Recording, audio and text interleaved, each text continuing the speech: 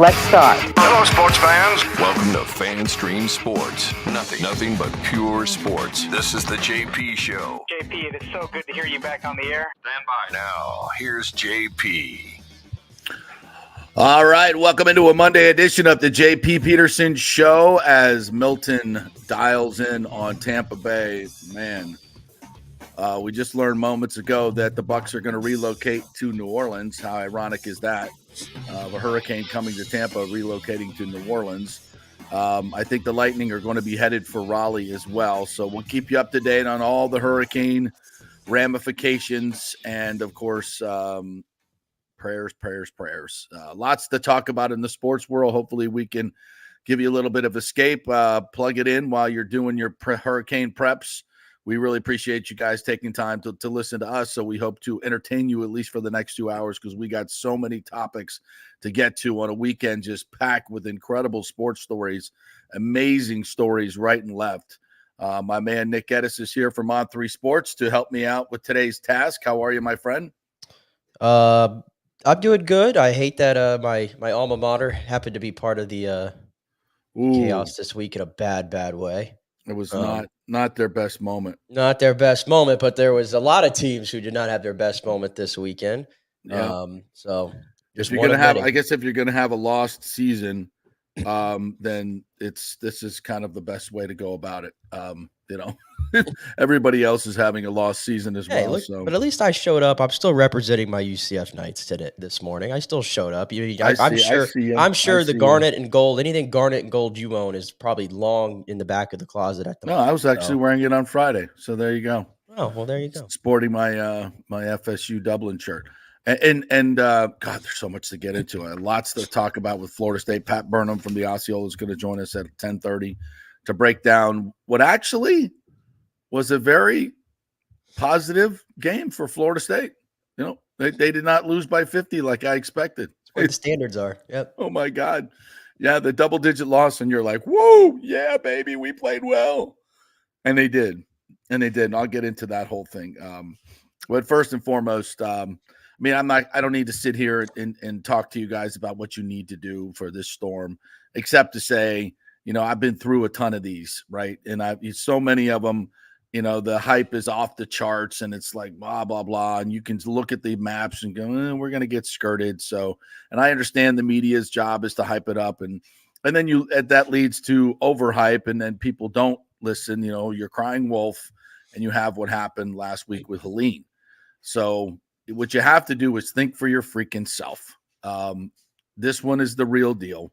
It's coming right at Tampa Bay. There's no question about it. My gut feeling is hopefully this cold front from the north, which usually oversteers these things in terms of the model, will push it a little bit south. And I hate even saying that because that means, Punta Gorda, Sarasota, and those places are going to get hit harder with the storm surge. It's never, missing you means it's hitting someone else. So, but in terms of, the Tampa Bay area, which of course we serve here, hopefully we dodge a bullet in that realm, but it just means problems for somebody else. So our prayers are out there, everybody, but take this one seriously. That's all we need to tell you. This is not a drill. This is a direct hit. This is, obviously there's already debris everywhere. Closing the dumps in Pinellas County was a great idea, by the way. That was a fantastic idea. I read an article in the Times that just absolutely floored me, talking about, it's an 80-year life, and we don't want to take any years off the life of our landfill. I'm like, are you effing kidding me? Are you kidding me? 80 years? We're going to conserve those last 60. Open the damn dumps. You should have, so people could have got a lot of this stuff out of there before the next hurricane. Whose idea that was is just mind-boggling on so many levels. Oh, we got it. Anyway, don't get me started. But yeah, this is a real one. This is going to have incredible storm surge up into the Tampa Bay area, so it could affect so many more. And man, I can't even imagine the Barrier Island people who are not even, back into their homes. I guess the only good news is nobody's really had time to do significant repairs. So imagine if it was a month later and you'd done the significant repairs and you get hit again. But what I don't understand though is, like, again, a lot of those people who are who have been doing nothing but nonstop cleaning out their home at this point. Like their entire like front yard is just stacked still with all their stuff. And Because I'm they just closed like, the landfills. so that's what I'm saying. I'm like, this thing's coming tomorrow or Wednesday. And what do these people do with this stuff that's been sitting out in front of their drive Nothing for you can do. over a week? It's going to be floating debris that's going to cause more damage. It's just going to be madness. Because you wanted to save the life of the landfill. Yeah, it's going to be madness. Like this is coming from an area like I've never seen anything originate like that in the Gulf of Mexico. This angle that it's coming at, like there's nowhere to hide. There's just nowhere to. Yeah, it's all new. There's nowhere to hide. We're still like trying to, the track and everything. And obviously, I encourage everybody to always follow the great meteorologists. We have fantastic ones here in the Tampa Bay area. You guys all know who they are. So heed caution. Yes. All right. So let's get into the sports portion of the show. I don't even know where to begin. I think we should start with college football because it was just unbelievable day on Saturday. You looked at the week slate and you're like, pretty mediocre. Ever let anybody tell you there's a bad slate of college football, right? You never know what's going to happen. And I'm watching. Well, we'll start with number one, and Vandy carrying the goalpost from Vandy 3 miles to Broadway and then throwing it in the Cumberland River is just one of the greatest things ever. And it's does it mean more? Yeah. Even at Vandy, it means more. I mean, how many nerds does it take to carry a goalpost 3 miles to the river? At least it's downhill. That was the good part. At least it's downhill. But they should either keep it in the river, just let it lie. It ain't hurting anything. Or, maybe pull it out and erect it like in the river, like right on the side, and just make a monument to it.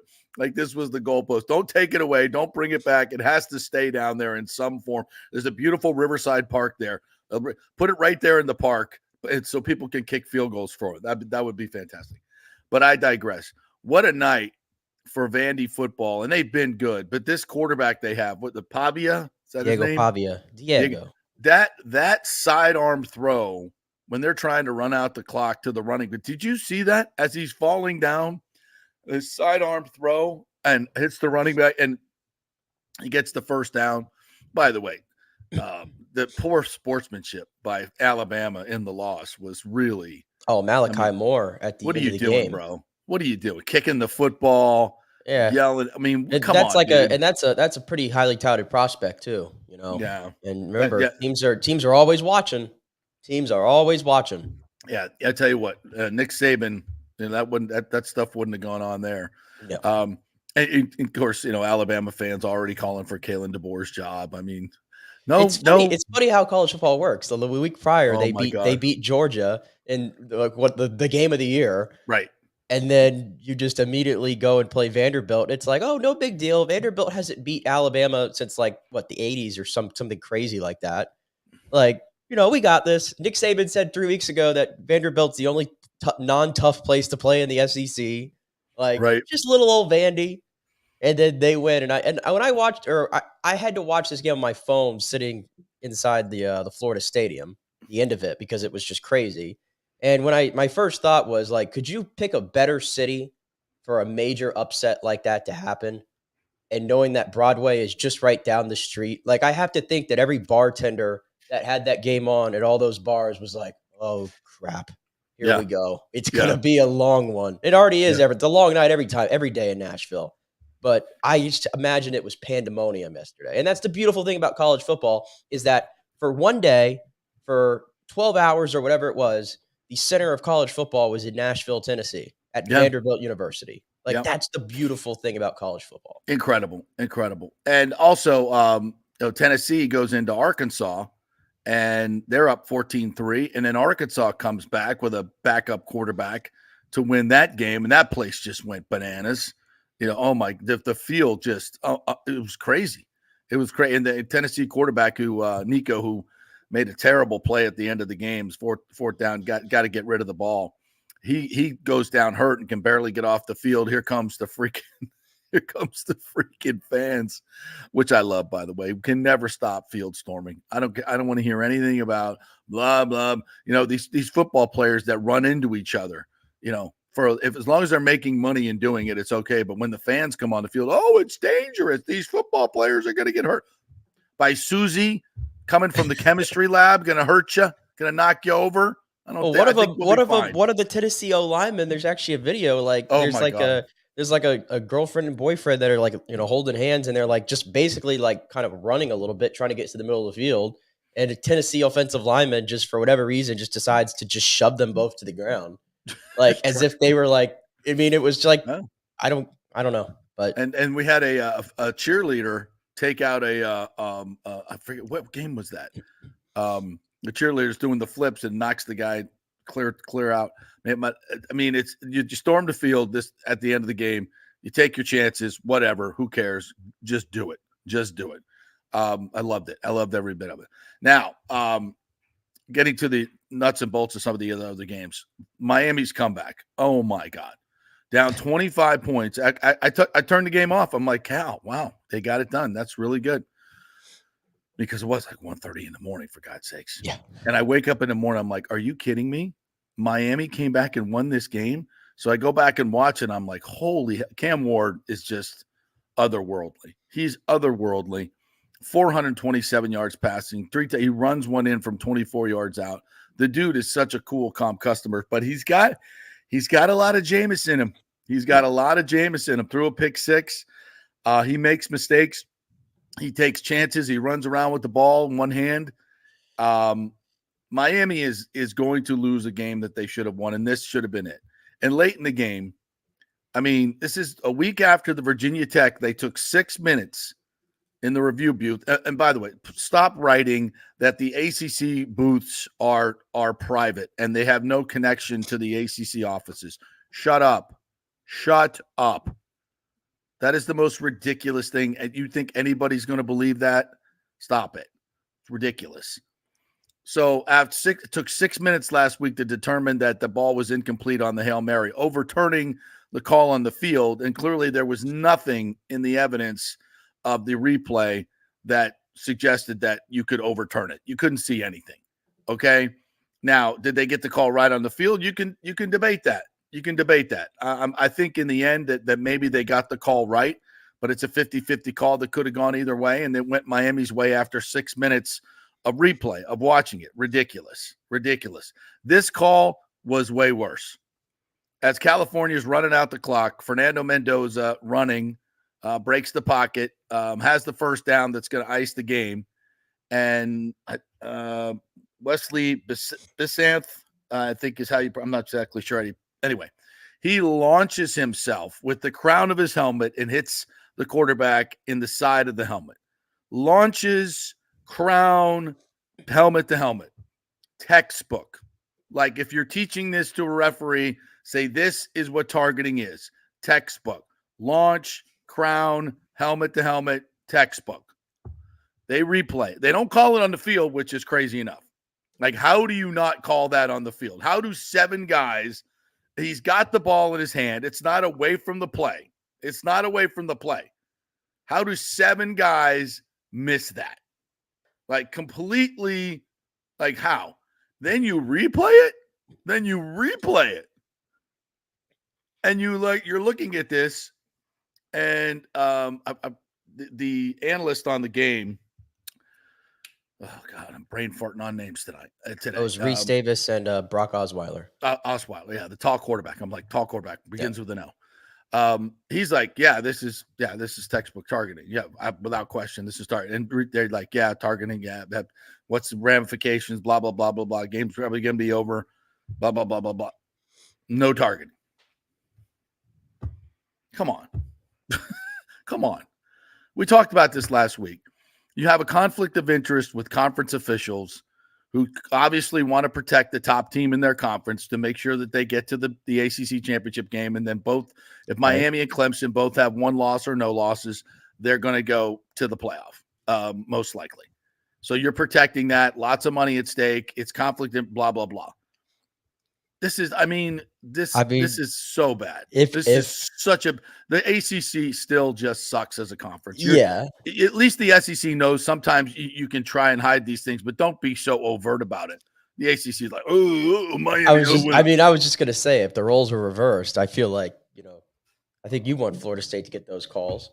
Yeah, the funny thing is they never have. The ACC has never protected Florida State. We throughout saw all the years. I've always said it's like, what are you doing? Why you even letting call? You're screwing them. The call should have gone FSU's way, and you're screwing them. Right. And they're your top ranked team. Like, what are you doing?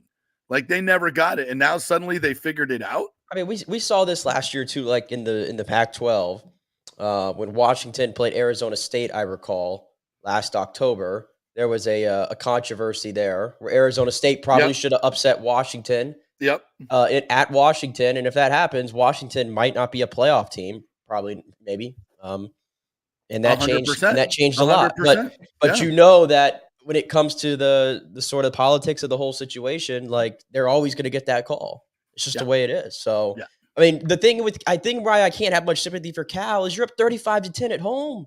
Yeah. Like you're there, and then Cam Ward had 277 yards of offense in the fourth quarter. Nobody in college football has had that many in the fourth quarter since 2017. Like that's the level that Cam Ward was on. Like he's thrown for over 300 yards in every game that he's played with Miami. Like there are so many examples, some that me and you both know way too well when it comes to DJU and in my case, KJ Jefferson, of when you miss on a transfer quarterback, how detrimental it can be to your entire team. Yes. But on the flip side of that, when you hit on it, like Cam Ward, it covers up some of those warts that I think are starting to expose themselves a little bit. Everything to Miami. Miami, if they had Tyler Van Dyke still, would be a mediocre team. This guy's winning games with magician-like aptitude. He's just unbelievable. And three touchdowns in the fourth quarter, a 24-yard run that was spectacular, 427 yards for the whole game. I mean, but he makes mistakes. He turns the ball over, and that's going to bite them in the ass. And their Miami defense is not great. I think they're better maybe than what they're playing, at least they gave up four 50-yard plus passes. Coverage busts everywhere in the back end. I mean, Miami is Miami. They're super talented. They're not well coached. Well, it is fair to say, they will shoot themselves in the foot, and they'll win nothing this year. It is fair to say they don't have a signature win yet. Right. Like, I mean, Florida's Florida A&M, Ball State, USF, which we found out is not really good. Right. Virginia Tech, who we know is not really good. No, and then they're terrible. Cal, who lost to Florida State. Right. So who've they beaten? They really haven't. But they don't have to. Their schedule is so easy, though. Now, which brings us to your Florida State Seminoles. Wow. What a difference a quarterback makes. Shocking development. Listen, I know they still didn't score enough points, but let me read you some of these. Let me read you some of these numbers. By the way, I think you need this. I don't know what's going on with my Facebook today because now it has the show live. Okay. These, or does it? I don't know. Anyway, check out these numbers from Brock. PFF 83.5, highest on the team. QBR 78.7, highest by a FSU quarterback this year. Shocking development. Adjusted completion percentage for all the knuckleheads who can't catch or even run through a ball or lose their legs like a high school player when the ball comes their way. 77% adjusted completion percentage. 77%. With a group of receivers that don't exactly light it up in terms of getting open. Sack adjusted rushing, 25 yards. I counted 7 drops, 2 of them for touchdown, deep balls for touchdowns. In my estimation, of course, as a quarterback, I expect you to make that play. I mean, and not to mention his ability to get out of the pocket and make huge runs on 4th and 3rd down. He was a complete difference maker. And if you can only imagine, and this is where it all started, and our great friend Pat Burnham will be coming up to embellish on this as well. You never should have embarked on this ridiculous bridge quarterback scheme. It was complete tomfoolery. What? And if you were going to get Cam Ward, yes. If you don't get Cam Ward, DJU is not a consolation prize. He's a disaster. And you should have been able to, if the guy you're bringing in is not markedly better than what you have on your roster, you don't do it. You don't do it. You screw your recruiting. You send a bad signal to your team. You turn your entire team into a group of mercenaries at that point. It's like, oh, well, I guess we're all out for ourselves at this point. There's no loyalty from the head coach here. I guess we better just take care of our own. And you don't think those conversations are had in the locker room and stuff like that happens when you bring in a running back from Alabama and make him RB1 and Toafili's been here forever, busting his ass? You do the same at the quarterback position, and you can make arguments at other positions as well. Yeah, I'm sorry, Marvin Jones Jr. is not ready to play with his hand in the ground as a gifted starter. He's still a work in progress. Not his fault, but it's the coach's fault on every level. But the quarterback situation obviously affects everything at every level. And imagine if Brock had been playing since, so you made a bad mistake over the week 3, you start playing him. And it's clearly evident that he's better. By week 4, he's your starter. By week 5, he's got some time under his belt and some chemistry with the receivers. Even after this horrific folly of deciding to go out and do the bridge quarterback thing, you still had a chance to save the season, and you effed it up. As a highly paid elite coach, you can't make mistakes like this. You can't. You have the pulse of your team. You should know better. You should know, especially after the snub. When loyalty is more important than ever, you did this and completely fractured your program. Unconscionable. Unconscionable. I'm not there. I'm not there every day with the players. I'm not there in practice every day. The head coach is. And if it's so evident in games when it finally gets done, you should have seen this months ago. Months ago. And made bold decisions to move forward with your team that will be best on the field. This is why you fall so far so fast. And when it's so evident to everyone who has 2 eyes and has ever watched the football game that your quarterback is killing you. Not just keeping you down, but killing you. You got to make a move. You got to make a move. And you still didn't do it. And you don't get credit for making a move because he got sat down because of injury. He'd still be playing if he didn't break his finger. He'd still be playing. Imagine that. And look how much better this offense operated. Listen, it still wasn't what it needs to be, but your defense gave you a fighting chance with an incredible performance in the red zone. Your special teams blocked 2 field goals. You should have won this game. That's right. You could have won this game. Just catch a couple deep balls that are right in your effing lap. You're not going to win. You're not going to win any game, JP, when you especially against Clemson. When you run for 22 yards on 23 carries. Unbelievable. I mean, listen, they didn't lose the game they lost the game because, as usual, the mistakes are everywhere. Like, they're all over this team. I mean, you have drops by receivers. You have some not just drops, by the way. Drops when you're wide open deep and just have to run through the ball, put your hands out, catch it, and run to the end zone. One of the best throws Brock Glenn made all night was the deep ball down the right sideline where I think it was Malik Benson maybe who made a really nice adjustment in the air. Yes. And came down with the catch, and that's negated because of a holding penalty. We have your 5th-year center, Maurice Smith, who all of a sudden forgot how to snap a football for about 3 plays in this game. And, and some of those plays where Brock's having to run and go, like, recover the fumble, I'm thinking in my head, does DJ you get that ball? I don't know. No, that was like the only 100%. Time where Brock Glenn got to show off some of his athleticism for the most part in that game. He had some good scrambles outside when he was trying to make plays, but what I really liked is, like, you had all that disarray going around him.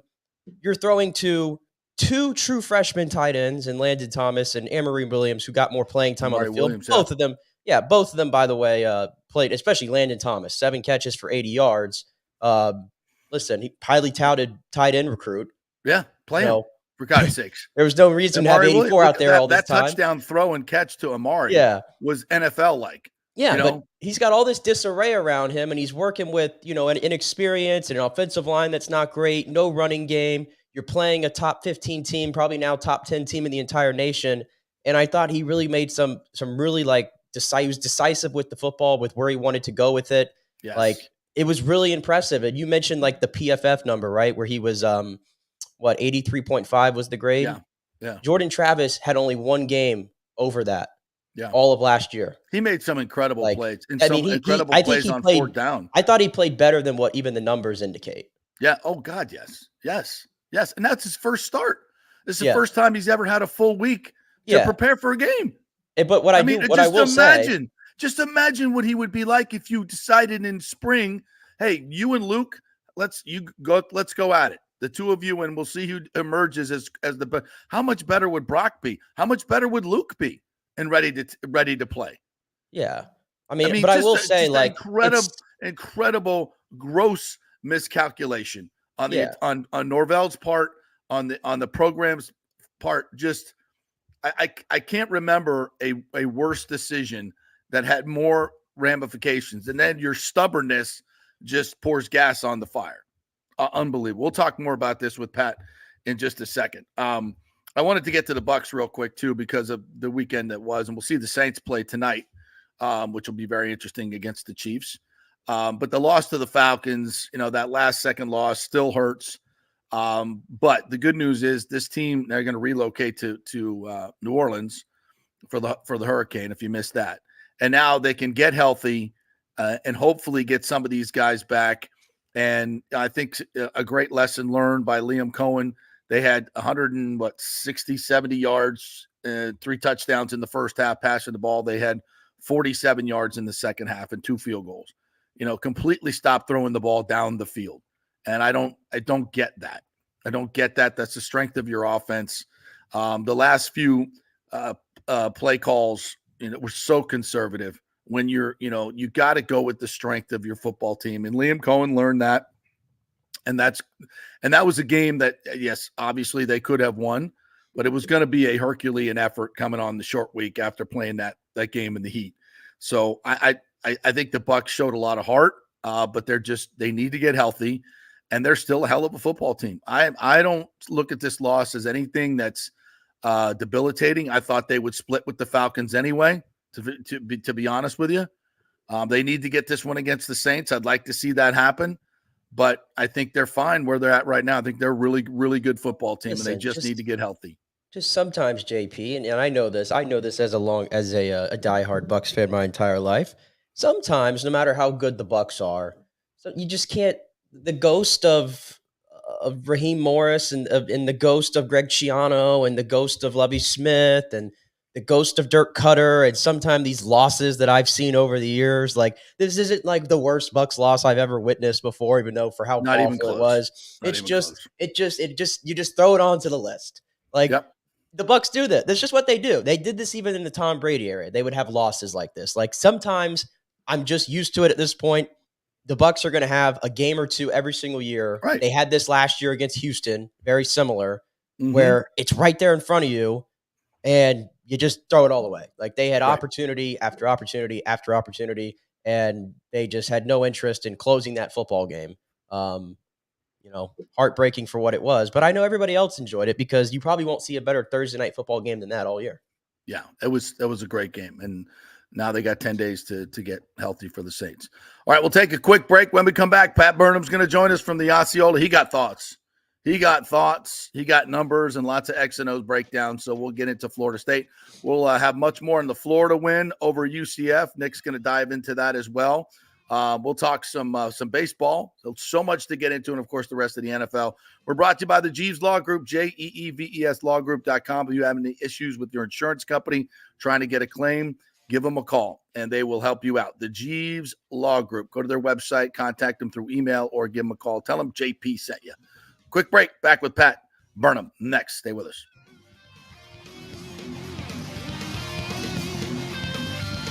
Hey, it's football season, and we welcome back the Gator Report every Monday and Friday, sponsored by the Jeeves Law Group, JEEVES lawgroup.com. Just go to the website. You can contact them through there. Scott Jeeves is a tremendous, aggressive attorney and a big Gator fan, so we appreciate him supporting this show and, of course, your Florida Gators. They are local, they are trusted, and they get results, whether it's personal injury or anything else, any law matter at all. It's the Jeeves Law Group, JEEVES lawgroup.com. Give them a call. Tell them JP sent you.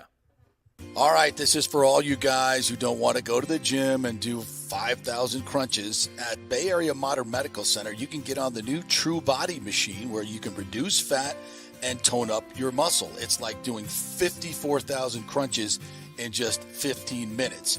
Define your body as you see fit. True Body offers personalized muscle stimulation that delivers the equivalent of those 54,000 crunches in just 15 minutes. Just get in touch with them at Bay Area Modern Medical Center, BAMMC.com. Chris Lugo and the team over there will set you up on True Body and get amazing results. Non-invasive with comfortable and little to no pain and zero downtime. You can isolate and target those areas that you want to improve and treat multiple areas simultaneously. It's an amazing machine, so check it out at Bay Area Modern Medical Center, BAMMC.com. JP here to ask the question, are you planning an event, meeting, or conference? If so, you'll want to call the designers and production professionals at Extravaganza Productions Incorporated. With over 35 years of experience in the events industry, designing and producing every type of small to large event, they can provide a huge resource for design ideas, audio, visual, sound, lighting, decor, and entertainment to turn your event into an incredible experience for the entire audience. Folks, I've worked up close and personal with this group at many national events and Tampa events, and they have unique capabilities that help you save time and money in the planning and execution of your next event. Don't delay. Call these pros today at 813-621-4700 or check out their website at extravaganzaproductions.com. Tell them JP sent you, and they'll provide a free initial consultation for your event. Extravaganza Productions, the best of the business. Golfers, listen up. The hottest new driving range craze has come to Rogers Park in Tampa. The Top Tracer range is now open 10 to 9 p.m. And just like you see on TV, every shot is tracked for yardage and accuracy, giving you immediate feedback. And best of all, you can virtually play the top courses like Pebble Beach or St. Andrews with your buddies. Plus, great food and drink options available in the well-appointed hitting bays. Very comfortable out there. Reservations highly recommended, starting at $25 per hour, including balls. Reserve at RogersParkGolf.net. That's RogersParkGolf.net. See you there. Let's go. Right now, back to the show on FanStream Sports. All right, welcome back to the JP Peterson Show on this Miracle Monday. Miracles all weekend long. Baseball, football, crazy stuff going on. If only Florida State could have added themselves to that list. All right, let's welcome in our good friend Pat Burnham from the Osceola Rivals Network. It's the Italiano Insurance FSU Report. What's up, my friend? How are you? Pretty good, guys. How about y'all? Good. Y'all bracing for another storm, I hear. Oh, my God. This one's now a Cat 4. Yeah. And the I don't know how these things intensify so fast. Must be all the cloud seeding.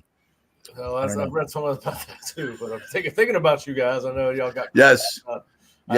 Mark Salva was down there visiting some family this past weekend, and he sent me some pictures of Clearwater Beach. And it's crazy. I can't believe y'all are fixing to get hit again. Yeah, and all the trash that they closed the dumps here last week. Yeah, because there was too much piling up, and they have to save the life of the dump. It's just, I don't like, these people are working against us, and I don't know why, but it kind of feels, great segue, kind of feels like the head coach at Florida State. Kind of feels like, the leaders of this group are holding the rank and file back. I mean, it's just, Pat, I couldn't want to say I couldn't believe it, but because I knew we've talked about this for a while. We knew Brock would bring a spark, but I didn't think he would be even that good against that Clemson defense. And I thought he was absolutely fantastic.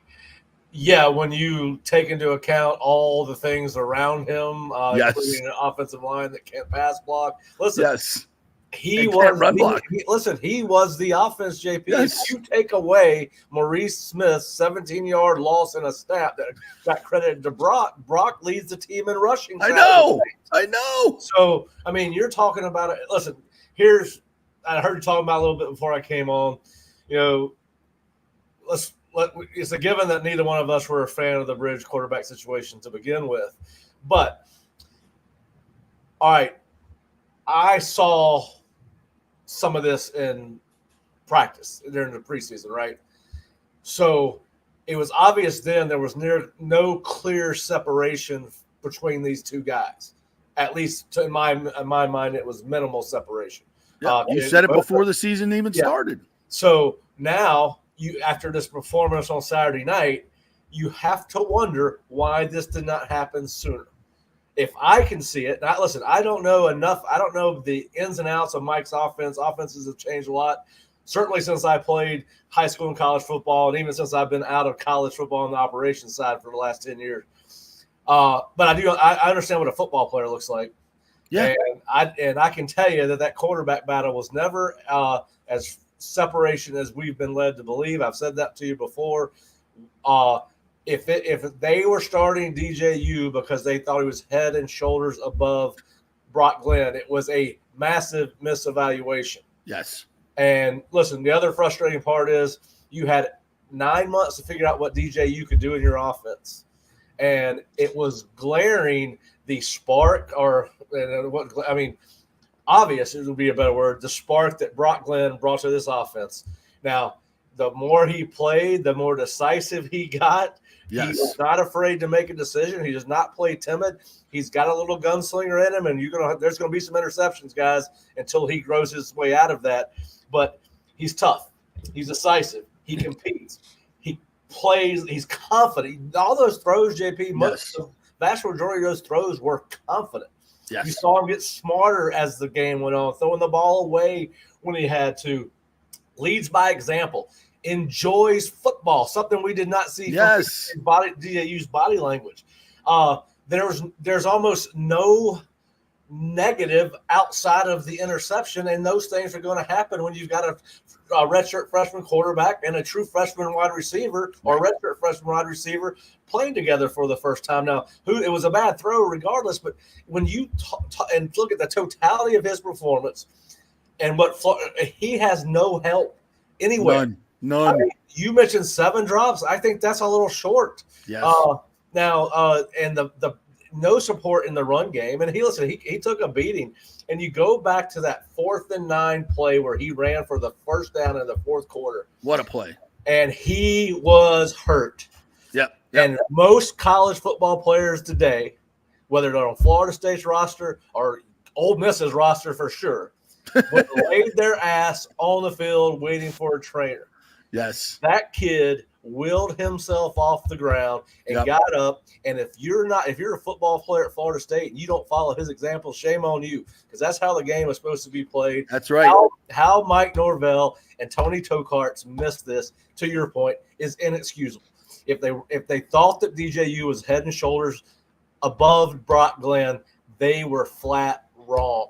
Yes. And the other reason you play the kid, if he's not head and shoulders better than Brock, and don't insert – and listen, I 110% believe that if DJU had not gotten hurt against SMU, he is still the starting quarterback. Absolutely. There's no evidence to suggest otherwise. None. Listen, that ship should have sailed now. I don't think we need you get Luke ready in case something happens to Brock, but there was a lot of rumors about them playing 2 quarterbacks in this game against Clemson. Listen, this is Brock's team. He's going to make mistakes. It's not going to be perfect, and everybody's going to have to realize that there's going to be a game where his inexperience is going to show up. But what he does is he gives you some grit. He gives you some toughness, a toughness that this offense does not have. I mean, I don't think that there is a quarterback situation in Florida State for the rest of this year. You ride it out with Brock. I would imagine now the rumors are coming out that DJ's injury could be long-standing. So, listen, the offense improved in the passing game with Brock. So, and he brings a dynamic to the offense. He kept you in the game with that 4th down run. Yep. He kept you in the game with a couple of runs. But yeah, listen, I don't know. It was either a misevaluation or somehow NIL's tied into why DJU is playing. Maybe both these things are true. But it was certainly a misevaluation because they saw this. They knew that he was athletic. They knew he could run like this. They knew he was going to be a guy that was going to throw with confidence. That doesn't happen just on game day.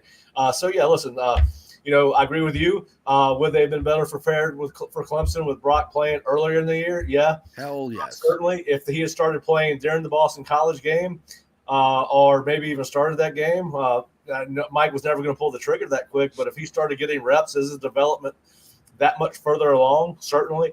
But, listen, I don't think – if he had started playing it against Boston College, I'm not sure this team is 1-4. Now it might be 2-3. It's because listen, there's flaws. You can't catch the ball. Well, that's a big game though. That extra win probably gets you into a bowl game and another extra 15 practices, and you're moving forward.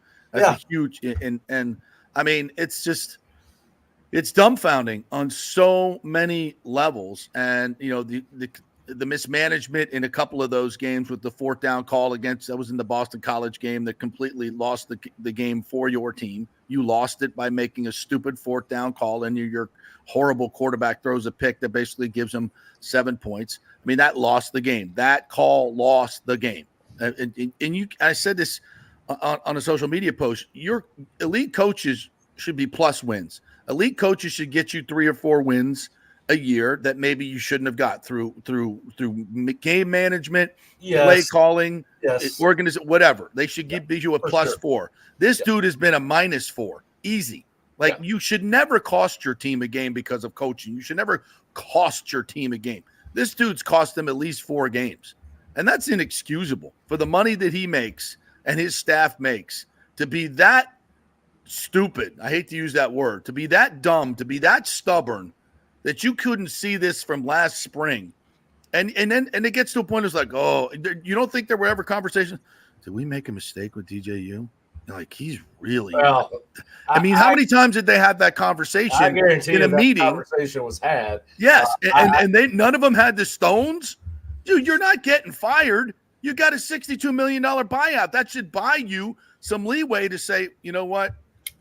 We effed up, and DJ is not better than Brock, and this should have happened in fall camp and should say, you know what, we're just going to move on with the younger players. Sorry, DJU. You're not getting – what are people going, we spent all that money. What do we do? Who cares? Well, that was that. Listen, at the end of the day, he's acting like he's on the hot seat, and he has – we got to have a bridge quarterback because we got to get 10 wins again, because if we don't, then I might get fired. What are you doing? Well, and then if you go there, JP, I mean, let's talk about the bridge quarterbacks they could have had: Pavia, McCord, Howard. I mean, listen, the pool was a little bit short. They looked at 2, right? DJ, Cam Ward wasn't the only one.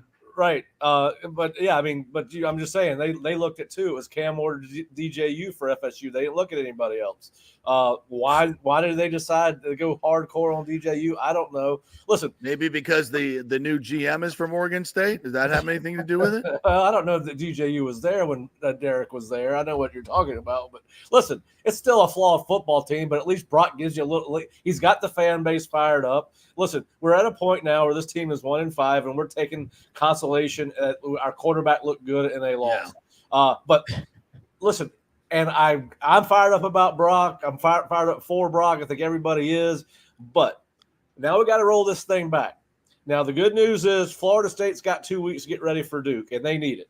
Because right now they're the only team in the ACC that does not average over 100 yards rushing. They're the only team in the ACC that does not average over 300 yards total offense. So Brock needs some help. And I don't know where he's going to get it. Now, you got Landon Thomas and Amari Williams, the 2 young tight ends that look good. They can help you in the pass game. They're going to be a detriment in the run game because they're just not ready physically for that. The offensive line, JP, bad. Listen, we probably will see Croman Hawk before the year's out because Brock can't. Well, he won't survive. Brockman's going to get battered. No. But we said there would be. I told you guys when they ever went to Brock, there would be slight improvement, which is what you got to take. You got to take baby steps at this point. But yes, I think if you're a Florida State fan, you've might identify that Brock Glenn's a little bit better than he was given credit for, and he did not play with an offense that was much better skill wise or up front than he played with at Georgia against them. So, listen, he's inherited a tough situation. He's earned. I think he is.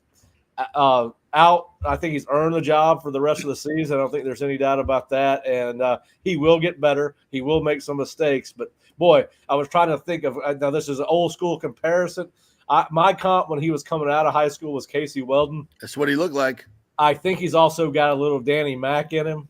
I think he's kind of a crossbreed of those two. You know, he's got the mustache like Danny Mac had, and he's got this mentality. You know, you literally had to knock Danny McManus out of a game to come out to break his neck. That seems to be some of Brock's DNA. But yeah, listen, I don't think that anybody around Florida State football program fans I'm talking about, I know the coaches are disappointed in what happened because the defense was atrocious again. But you've got some hope on offense. It might be slight, JP, but there's not as much negativity around the program because of what Brock did on Saturday. Now, you got some issues on defense. Clemson, you're right back. It looks like Memphis and Cal were the outliers for this defense. Everything else is what they are. You give up 265 yards rushing. The alarming thing to me, the one positive, red zone defense. But JP, you said something before I came on about Florida State had a chance to win this ball game. They did not. Clemson did not have to do anything but base offense to win this game. They scored on 7 of 11 possessions and had an opportunity to score on 9 of 11. The fact that this game was not 50-13 is I know that, but that because the special teams gave you a chance and your red zone defense gave you a chance. You literally catch 2 more balls, deep balls that would have been touchdowns where they didn't score on those drives. I listen. Vandy beat Alabama. I know it's impossible. My point they is were outgained. I get it, but it was a lot closer than the other games where you had no hope. Outgained, yes, 500 to 250. But my point is if would have, could have, should have were taken into account for both teams, this is never a Florida State win. So I mean, because they left at least.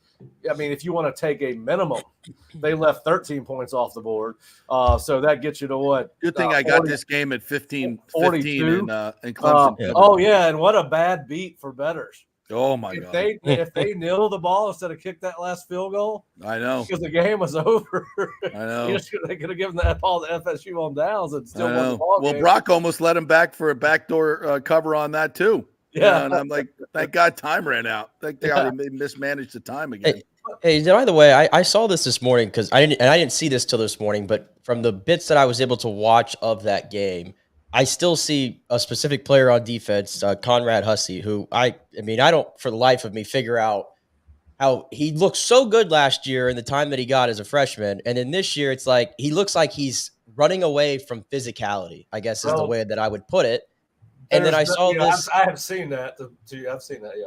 Yeah, and then I saw this morning. I'm like, I think he only played 15 snaps in that game total, and KJ Kirkland got in for 53 of them next to Shaheem Brown.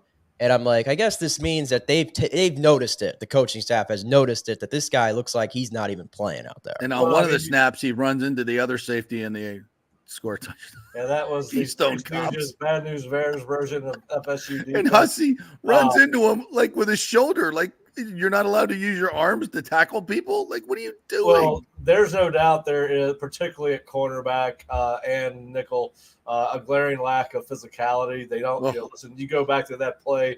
I believe my note was Cypress overruns it.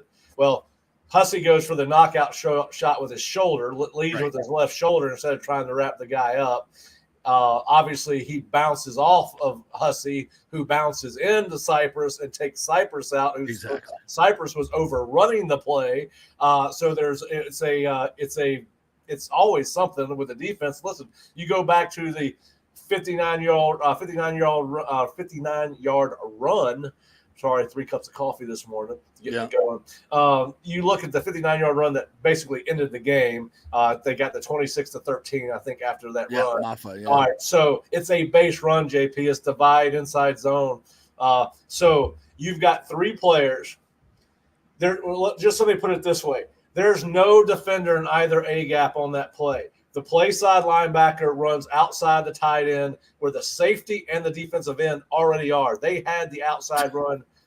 And then the backside linebacker gets caught up, and the wash on the B-gap side does not doesn't get over the top of the center, and it's free yardage. And there were multiple plays like that. Clemson only came into the game averaging, against App State, NC State, Stanford, and I'll give them credit, Georgia. They were averaging 5 runs of over 10 yards per game. You know how many they had against Florida State? How many? 10. Doubled up. So this was the same thing that happened if Clemson. I think Dabo, to some extent, kind of took his foot off the gas. He did. There were definitely a couple times towards, I think that 26. Which is weird. I don't understand that. Yeah. Yeah. So I think maybe being co-defendants in a lawsuit brings you a little closer. I don't know. But he does have a lot of respect for Coach Bowden, and he was breaking Coach Bowden's record. Yeah, maybe that was it on Bobby Bowden Field. But thank you. He's a classy man, that Dabo swing. Yeah, but listen, it's nice in a bad season to have something to be positive about, because Lord knows when you start looking at this film again, there's bad football everywhere. Yes. And listen, obviously, we were talking about the show last night or on Saturday night after the game, and Mark and Fish are trying a way to get Florida State to 6 wins, and especially after all the upsets that happened. And listen, I told him, I said, I think that's a hard chore, but it's certainly, you got to think now. You've got a shot with Duke. You'll get Charleston Southern. You've got a shot with Florida. You got a shot with North Carolina. So let's say they get those at 3. They got to beat Miami or Notre Dame. Yeah, and get the rest of them. Yeah. So we'll see what happens. But listen, Mike was as frustrated as he's ever been post game. He did not take any solace in the fact that Brock played well and gave this team. James asked about that. He asked why Norvell gave Brock no flowers at all after this game. That seems really bad. I didn't watch the post game press conference, but that seems really bad. It makes him look even worse. Well, yeah, I mean, for whatever reason, they asked him about Brock, and he talked about how hard Brock had worked and those kind of things. And then for whatever reason, he threw Luke's name in there about how well he prepared for this week and all of that. So I'm not really sure what's going on with that. Obviously, I think a lot of times these coaches say things they don't need to say in these press conferences. I mean, we're lucky enough that we get access to all these coaches, and some of what they say is fun and entertaining and informative, and other times you're like, why do they say that? I don't know. I mean, listen, I think probably because I don't think he's got anything personal against Brock. I think what happened is you had about 95% of the Florida State fan base right when the coaching staff was wrong. Yeah. I mean, maybe he's a little sensitive to that, but I think that's part of it, but grow up. And he wasn't. Listen, he was not in a good mood. And when you look at the stat sheet, I think probably, JP, what it was, they got beat. And, when you get beat, it doesn't really matter how well anybody plays because you didn't play well enough to win. And I think that's probably part of it. He was frustrated. You could clearly tell that. Listen, when your defense gets scored on 7 out of 11 times, should have been 9 and 11, and your offense can't run the ball to save its life, which is just – that's just still mind-numbing. 23 yards on 22 yards. Listen, I don't – those guys are big. They're really big up front. And I don't understand – when you're that big, and I know not against Clemson maybe, but other teams – I mean, you don't need – there doesn't need to be a whole lot of brain surgery here. You just zone it and just, get on a man and push. It's not complicated. It's not complicated enough. You're trying to run counter and stuff like that. You don't have athletes, which is what they do most of the time. But at some point, you adjust. Okay, we don't do this well. What can we do well? Well, you guys are big and fat, and you can fall forward. So why don't you guys just fall forward? We won't do a whole lot of stuff here, and then we'll run a running back in behind it. Maybe we'll pull it once in a while, and the quarterback. This is not brain surgery here. Well, the frustrating thing to me, JP, is you watch every other team that runs a screen game, and Florida State runs a ton of screens. Go back and watch SMU's receivers block the screen versus how Florida State blocks. No. Listen, and it continues. Mike was mad about it 3 weeks ago. He should be mad about it after this game. Same thing with the offensive line. Go watch the play. The screen that they put, the wide receiver screen for a touchdown in the first half by Clemson. Watch what the running back gets out on the corner, and the guard pulls, Walter Parks pulls and gets out just enough a piece of the safety spinning down to force him out, and the running back goes up the field. Florida State's receivers cannot sustain blocks in the screen game, and their offensive linemen, just because that's what we were talking about, they can't get out. Go look at how many times the offensive linemen can't get out. They're too slow. So to your point, don't pull these guys. Go away from the counter. Go to inside zone, outside zone. You can run some powers if you want, but run the stretch. But listen, and most of these offensive linemen, JP, are guys that were playing last year. Darius Washington, Maurice Smith, Jeremiah Byers, all three starters. Keandre Jones started last year. The only guy that did not start in this game had not started, but only got started in this game that had not started before was Andre Otto. And of course, he got the penalty Nick was alluding to. How do you get called for holding when someone just steamrolls you? Well, because he took his left arm, and listen, I'll be honest, I had the same thing happen to me in college. And I was like, well, I'm not getting the quarterback killed because him getting hurt is worse than me getting a 15-yard penalty. So I've done that same thing. I'm gonna bring him with me. Well, I took the guy with me, and you hope to the officials it looks like he just ran over you. It doesn't get called. But listen, again, here's the reality of it. That is a young kid. Now, should he have done that? No, holding's basic. But the guy was going to crush. But listen, we're going to see some of these things happen, like the drop by Danzy and interception by Brock and the misblocked on the counter by Otto. You're going to see some of those things with young Darian Williamson dropping a touchdown. That's a fifth-year senior. That shouldn't happen. You got to make that play. I mean, but listen, but look, the thing about that, JP, is the drops for the skill guys have been consistent since the start of camp. I mean, the receiving core has. I made a note of it when I do my second look Sunday on our site where I break down the game. I said the same thing. There's nothing that this group, as a group, the wide receiving core has not improved one bit. Yeah, but they have three. Ja'Kai, Benson, and Hakeem can play. All three of those guys can play. The rest of them can't play. Yeah, I mean, I don't see anything in the rest of them. Benson's got to be more consistent. Yeah, he does, but he's a player. He's a player. But you got him for 1 year. Hakeem's going to be solid. I think he's more of a possession type receiver as he continues to go. But 4 catches, and then Landon Thomas, your tight end, led you in receiving yards, receiving catches, and targets. So that's a positive. You've got Amari Williams, who is going to play more like a wide receiver than a tight end because he's not physically developed enough to be a in-unit tight end. So you will see him in the slot. You got. That's my point, Pat. You got pieces here. There's talent here. And adjustments need to be made from a tactical standpoint. This should have been made 4 weeks ago, that are very, very obvious. And you see it the most in the quarterback position because it's the most glaring. But all these other position groups, it's the same thing. You're seeing guys, there's talent there. They're not being coached. They're not being held accountable. I mean, you don't block on a wide receiver screen one time with some coaching staffs. You're either going to learn how to do it or you're not going to play. It's as simple as that. You don't, week 5, you can't be making the same fundamental tactical mistakes as you made in week 1. That's just bad coaching. And you see it all over the tape. If they would do the same thing to other kids at other positions that they did to Kyle Morlock, which is basically get him out of the bench his lineup. ass. Right. He didn't start. He played 14 snaps. Listen, I think that was a little over the top. The kids dropped 2 passes. He's not the only one. If we're going to start benching guys for drops, let's bench everybody and not just throw Brock out there with 1 center and let's go. But listen, I'm being over the top with that. But you're going to have Kyle Morlock as blocking is not his thing, but he's your biggest tight end. You've got to throw him in the game and let him at least be a part of your run game and hope they can help run game as a puller lead blocker on the counters and those kind of things. You can't just throw the baby out with the bathwater. I mean, if we're going to, but played 14 snaps, Landon's going to be the pass catching tight end. I think he asserted himself there, but you're going to have to figure out you don't have any blockers at tight end, and Morlock's your biggest blocker. So you got to get him in the game and figure out a way to get him going.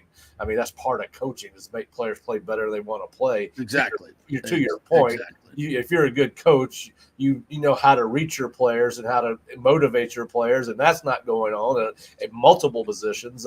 And just like Kirby said, on all this defensive crap, we're talking about scheme and all of that. And Kirby said after the game, I don't know whether it was the game last week against Alabama, but I was watching a clip.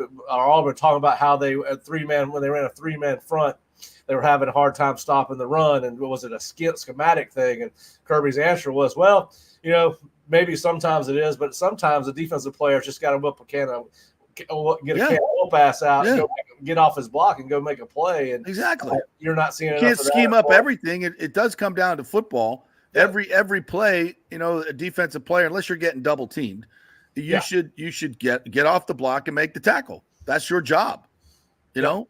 So we don't have a whole lot of that going on. No. Nick, you got anything else for Pat? Yeah, I guess as we move forward here, like we've kind of mentioned it, Brock played well, but it's probably inevitable that he's going to go through his growing pains. It's inevitable that Landon Thomas is going to go through his growing pains. How do you think Mike Norvell sort of sells this for next year and for the 4? Because I don't know if Florida State fans necessarily care if they get to bowl eligibility this year. No. I really don't think they care about those type of seasons. But how do you think he sort of sells the vision, given the way it's that the only this thing sort you of can collapsed? sell? Play the kids. Well, listen, I think all he's got to do is go back and say, listen, you've seen what Florida State has done historically. You've seen what I've done in my 3rd and 4th year, winning 23 games out of 26, 27. So, he's proven he can win here. Now what he's got to do, which is the hardest part of being a coach at any level, is sustaining success. It's hard. It's gotten harder in the days NIL, portal-driven market. Everybody's got a little bit of money. Everybody knows they can work the portal to some extent. And now where Florida State was in the portal more aggressively early, the rest of college football is caught up, and you don't have that advantage anymore. Listen, that was always going to be the case, right? I mean, Lane Kiffin and Mike Norvell were never going to have the corner on the portal market because everybody was going to catch up once they saw what you could do with it, and once you could readjust who you were recruiting and how you recruit. But I think he sells the same thing. Listen, Florida State's a storied program. We've won. You look at my track record as a head coach. I have won everywhere I've been. I've won a championship at Memphis. I've won a championship at Florida State. We will continue to do so. Obviously, they're going to have to go into the portal heavy this year. When you go and break down this roster, you're going to look at what's coming back and who may jump in, who may jump out. That's more guesswork than anything else. But he's going to have to go portal hard because you're not going to win with a bunch of true freshmen running around. We're seeing that right now. Now you can get better this year with a bunch of true freshmen and redshirt, which is what he needs to do. Which is what he needs to do. But you're listen. All these guys sell hope on the about the sell potential in recruiting. They back it up with facts, and Mike's got some nice facts that he can back up from being here. They've got to find a way to win some games before they close this thing out. They need to do that. They need to hang on to this recruiting class and the best they can. They got Javion Hilson back on campus this weekend. That was huge. They had 2 official visits, a kid from Mississippi State, Mario Nash, who's been committed to Mississippi State since the summer, a 4-star offensive tackle. So, listen, it's as Terry Bowden used to tell us at Sanford, not everything's as bad as it seems and everything's as good as it seems. And Florida State is still a place that's an easy sell, in my opinion. A lot of good football players play here. There are some really good football players on this team, and this team needs to play like a team as opposed to a collection of individuals. And that's part of what's going on the defensive side of the ball when you start breaking down that film. Yeah. But listen, I think Florida State's always going to be a great sell. Mike's shown that he can turn it around from a dumpster fire to a championship caliber program. Now he's got to reverse the dumpster fire now. Yes, he's got to extinguish and get some confidence back in his team and his fans. Yeah. And I think we're all smart enough to know that there's probably going to be some changes coming down the road. Yeah, I agree.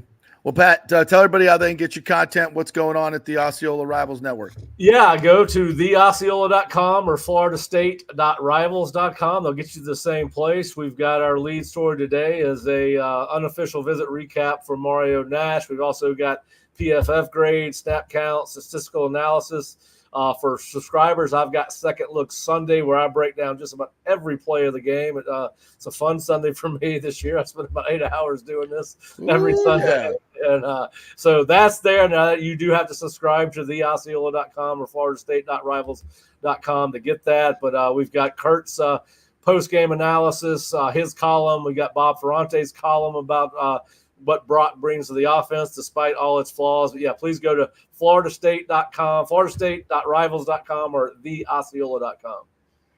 Thank you, Pat. Great stuff as always, my friend. We'll chat with you next week. Yes, sir. Y'all have a good one. Yep. I'll chat with you tomorrow. All right. We will take a break and come back and digest some of that. We got a lot of NFL to look at as well, and some baseball. You've been watching some baseball, I'm sure, right? A little bit here. Yeah. Well, fireworks last night in Los Angeles. Oh, yeah. How about Pete Alonso? He's doesn't move the needle. Doesn't move the needle, according to race fan. He's too expensive. Not your money. All right, so we'll take a break. We'll come back. We are presented by Bay Area Modern Medical Center, BAMMC.com. Get your nutrition right. Get your testosterone right. Get your workouts right. Everything personalized for your long-term health. That's Medicine 3.0, your long-term health. Don't just go to the doctor when you're sick. Have a doctor that will keep you from getting sick. How about that idea? That's Bay Area Modern Medical Center, BAMMC.com. Get your appointments right there on the website. Very easy to do. Lots of information there as well. Back in 3 with much more. Stay with us. September is here, and it's time to celebrate with the stunning birthstone of the month. It's Sapphire at the Gold and Diamond Source. Known for their natural beauty and glamorous allure, Sapphire's truth, sincerity, and faithfulness make it the perfect stone for September. During the 40th anniversary, you can find a special selection of this precious gemstone, from stunning rings and necklaces to elegant earrings and bracelets. Steve Weintraub handpicks every piece for its brilliance and its quality. The expert staff will help you find the perfect gift, whether it's for a loved one, a special occasion, or just to treat yourself. Visit the Gold and Diamond Source today, where you'll always find the perfect gift. It's more than jewelry, it's love. At the Gold and Diamond Source, 3800 Olmerton Road, always online at thegoldendiamondssource.com.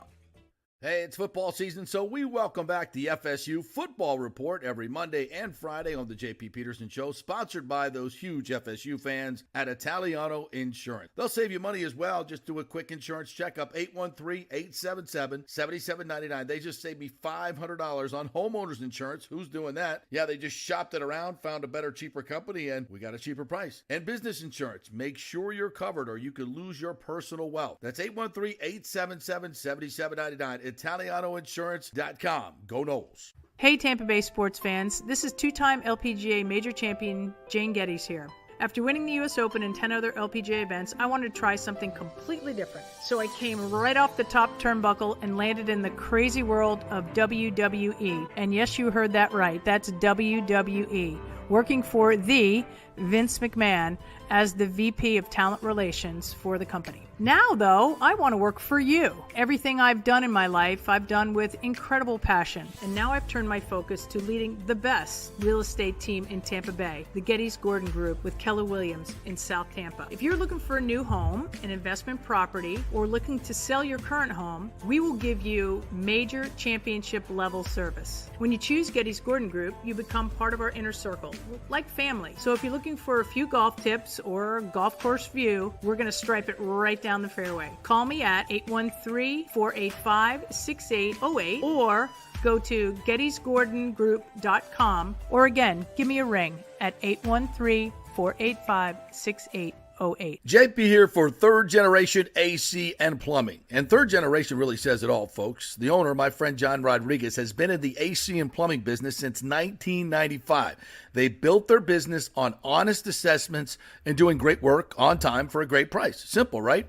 Did you know many AC techs are incentivized on big commissions to sell new AC units, and you might just need a drain cleared? So if you want someone you can trust, that's John Rodriguez and Third Generation Services. Check out the 5-star Google reviews. If you have a plumbing or AC emergency, call 813-961-8024 and a human will answer the phone.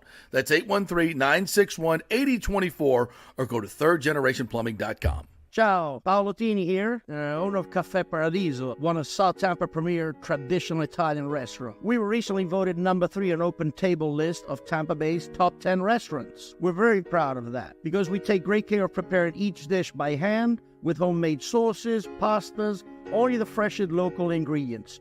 You won't see the big institutional vendor trucks pulling up to our back door. We get our seafood from local vendors. Sometimes I even drive out to Topper Springs and pick out our daily catch right off those boats. So stop by and say hello. Try our traditional lasagna, the fresh veal, some of our signature dishes like capelli al granchio, that is angel hair with lump crab meat, our branzino, that is a sea bass. We're located at 4205 South McDill, and you can make a reservation on Open Table and read all the great reviews. See you soon. Ciao. Grazie.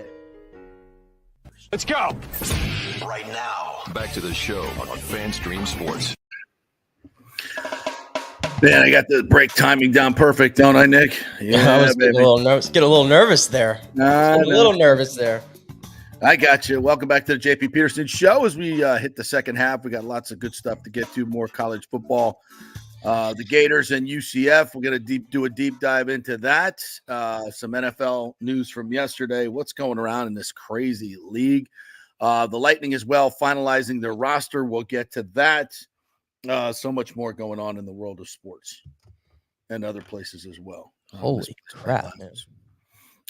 We're brought to you by the great folks at Italiano Insurance. Our FSU report brought to you by Italiano Insurance. Man, those flooding numbers are going to go through the roof. Flood insurance is going to go through the roof. Get it while you can at Italiano, 813-877-7799. For those of you who don't have it, maybe you escaped this time, do not risk it again. Get your flood insurance. It's different from your homeowner's insurance. I just said, holy crap, because my wife just sent me some messages. She's out in Tampa right now helping out some family who live on the water. Yes. And she took some pictures here of just the amount of debris that is sitting on the side of the road today at all these houses there on near Bayshore and everything. And it's all through Culbreth Isles. It's unbelievable. Or Tampa. It's unbelievable. Davis Island. I went by my old house on Davis Islands this past week, and it was incredible. Everybody's furniture is out in the front lawn. And a lot of the Lightning players took a lot of damage. Baker Mayfield's house flooded. And if you live on Davis Island, you were flooded. The whole island was underwater for quite some time. If you didn't have an elevated home, your entire first floor was probably had 3 or 4 feet of water in it. It's and the trash is everywhere. So now the surge comes again, and now that trash becomes floating debris that is running into homes. Smashing into homes, smashing into windows, smashing everything. It's and unfortunately, I did want it. There was an 11 o'clock advisory, and I feel like as much as we want to be a distraction, like it's there, obviously. There was an 11 p.m. or 11 a.m. advisory, and it's now up to a category 4, and it's like 2 miles per hour shy of being a category 5 at the moment. So now there is some weakening that is expected. Yeah, there will be some weakening. It probably will make landfall. They still keep saying like as a Cat 4, but it's just it's crazy how just intensified, like how quickly these things are intensifying. Because I thought we were just getting like a Cat 1, Cat 2 at first, and that ain't the case. So yeah, it's brutal. I don't even know what to say. The aftermath is just going to be horrific. All I can say is we gotta stick together as Americans and help each other, because the government's not coming to save us, at least not the federal government. State government, yes. Federal government's not coming. They're out of money. They spend it all on housing illegal aliens and immigrants, which in a normal time would be fine, but not the way we've done it. Nobody's anti-immigrant. Nobody's anti-anything.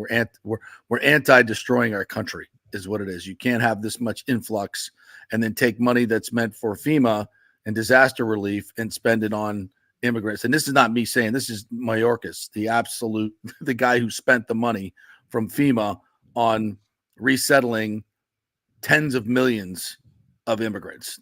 It's unconscionable. And here we sit without federal assistance in a lot of different ways. It's crazy. It's crazy. So we've got to band together and do this ourselves, and neighbor helping neighbor, and we'll get through it. This is hopefully an anomaly in terms of the weather, hopefully, and it just can't happen again. So we soldier on, but we're going to have to really, really support each other in this time. No question about it. All right. I'm going to get to some comments here before we go any further. And James, we can only put up a couple of yours. We appreciate you jumping in. There's a good point there. He says Clemson had 11 design runs for their quarterback. How many design runs for the Noles? 0. What quarterback would want to be an offense that basically throws your quarterback under the bus? This entire staff has failed. Yeah, I mean, I kept waiting for Brock to pull the ball, and I don't think he ever did. His only runs came off of scrambles, and he's a good runner, and you need to use him as that extra man in the run game. Everybody else does. Why is FSU not doing that?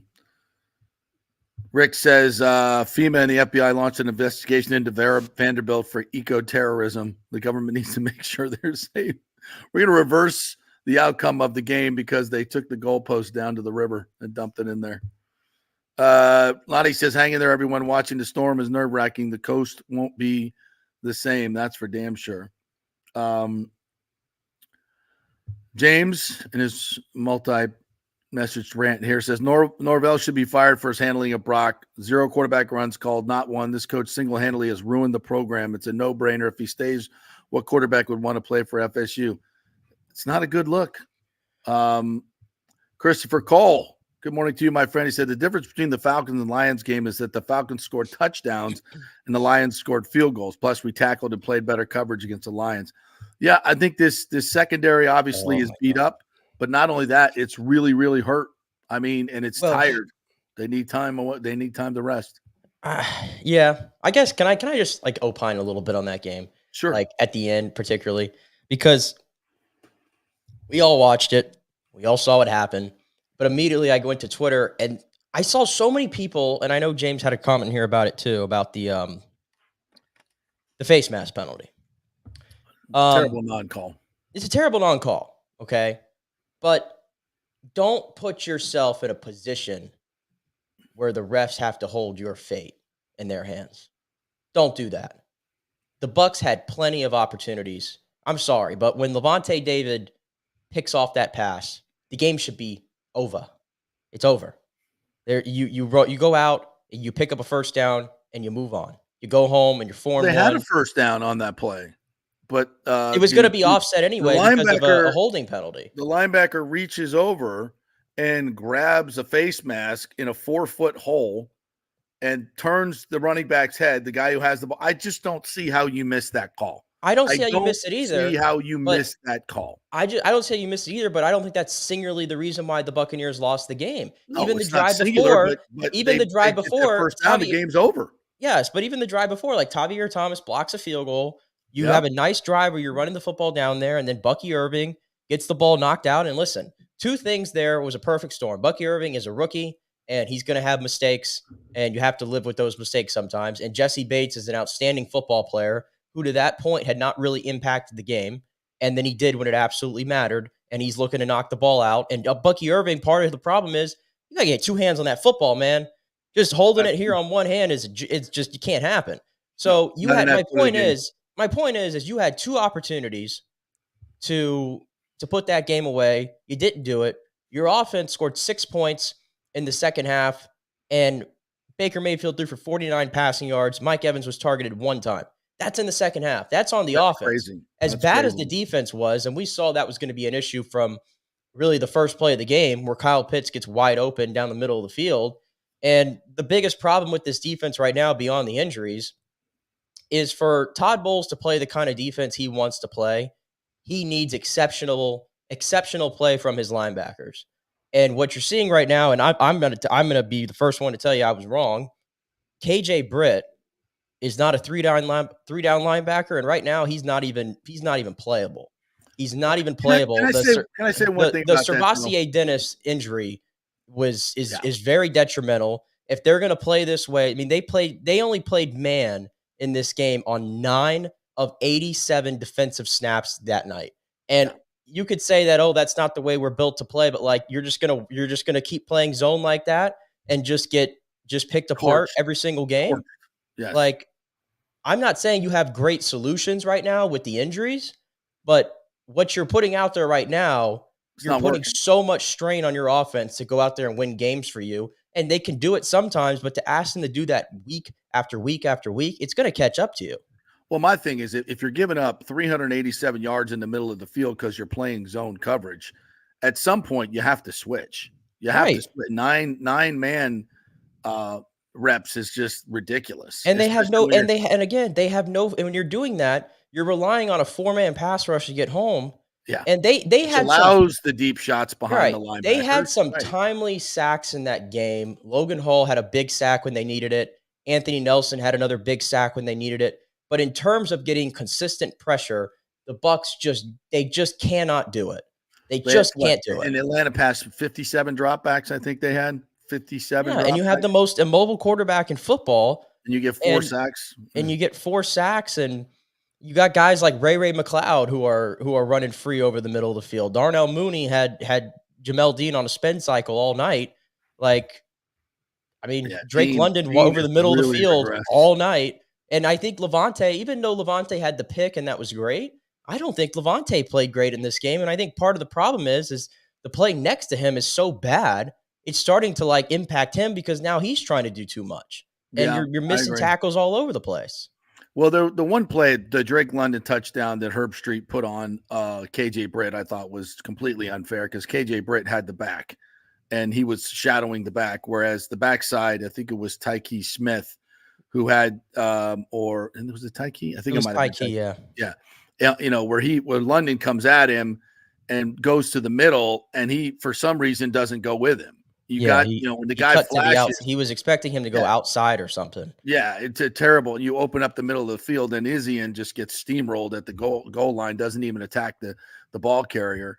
That was just too easy. But it wasn't on KJ Britt. He had a bunch of bad plays, but that wasn't one of them. So Herbie, go back to college and do some study. But Britt wasn't great. The whole middle, but that's on the. See, to me, that's Britt, the coach is you keep asking KJ Britt to do something that he can't do. So why are you doing that? They need to play. If this is the way they have to, if they don't have Antoine Winfield in the game and they don't have Servassier Dennis and all that stuff, to me, they need to play dime. But Todd already said that, it's not an option to play dime without Antoine Winfield in the game. So what you got is what you got. And so basically, it's incumbent on has a groin injury. Yeah, it's incumbent on the Buccaneers to tackle. That's it. They have to tackle. That's the only way they could stay. They can somewhat manage it. Is they have to tackle well. And in that game, it was non-existent outside of Zion McCollum and even though Jamel Dean got put in a spin cycle a few times, I'm here to tell you that Jamel Dean was the only one on that field that could actually tackle. Jamel Dean actually saved them a few times because he was able to tackle. So anybody that wants to say that, we got to take Jamel Dean out of the game, for who? There's nobody left. He just needs to play better. He needs to play better. A hell of a lot better. And his technique is just awful. I mean, he just looks lazy out there. Like his technique is so look at the difference. lazy. Like Zion McCollum, by the way, it's not just Jamel Dean that's playing 10 yards off. Zion McCollum's doing the same thing. Yeah. But do you watch the way that Zion McCollum closes on the football? Yeah. Like, I know that maybe he was a little over-aggressive there in overtime, but you know what? I don't care. He's trying to make a play. He's trying to make a play when nobody else can. Your defense is gassed, and they know that they couldn't stop them. So, I don't mind it. And he came pretty close to making the play, by the way. And he made some other plays throughout the night. His closing speed, that's the difference between him and Jamel Dean right now. And we'll have a conversation about this at some other time. But, again, the overtime situation, that defense was gassed. When they lost the toss, it was over. Oh, it was over. The Super Bowl, when Patriots won the toss, that Atlanta defense was gassed. There was no way they were stopping them. So this whole, if you get a touchdown, then the other team doesn't get a ball. That's not – why are they so against the college overtime? It's so much better. Both you get to feature your offense and your defense as a team, and your kicking game, by the way. And in a shorter area where I think at least you don't have to go the whole length of the field. It's going to be 4 or 5 plays for the defense. That's it. And then it's not going to be, 10 play drive where you just sit there and just get steamrolled because you're out of gas. It's just so much better in my opinion, but whatever. The Bucks should never have gotten to overtime in that situation. And I still think they're a really good football team. There's a lot of football left. They got to get healthy. If you're looking to learn from these mistakes that they make. If you're looking for positives, like at least in the first half when it looked like they were actually, being aggressive and pushing it, like hell, Mike Evans has never been. Remember last year when he said about Canales, like, I've never been open this in my career this much. Yeah, well, he was a year too early. He's never been this open in his career ever. Right. Like they're finding ways to get Mike Evans wide ass open. Chris Godwin is still making plays. Sterling Shepard's making plays, and Baker is locked in. Baker in that first half. I mean, this is the best ball that he's ever played in his career. Let him throw it down the field the second half. Yeah, it was just they just kind of took their foot off the pedal a little bit. But I will say, I thought the run game is starting to at least come around a little bit. Yes. Like the last 2 weeks when they've made that slight adjustment to the type of runs that they're calling for both Rashad White and Bucky Irving, all of a sudden the operation looks a lot cleaner and you have a little bit more balance. So like I have faith in the offense that they're going to be okay. The defense right now, until they get healthy. It's just beat up. Yeah. Yeah. Listen, you get Cansey back, and Cansey and Vea are playing together. That's going to make a world of difference because you're going to be able to get pressure with 4. Yeah. And that's a total and if Logan Hall continues to play this way too, I mean, talk about a plus. Yeah. Like he was great. Yeah, he was fantastic. JTS is still awful. Yeah, Braswell too. Braswell got a lot of play. He just I don't think Braswell really knows what he's doing right now. And that's not like me being like overly critical. He's a rookie that is pretty raw as a prospect, and he's having to play a lot of snaps right now. He just doesn't really know what he's doing at the moment. Yeah. But and I don't see him. What's his plus move? Like that's what I'm saying. Like he has. There's some development that needs to be had there for sure. Yeah. I think in college maybe he got a lot of singles and steamrolled people. He's not steamrolling anybody in this league. His power move is not.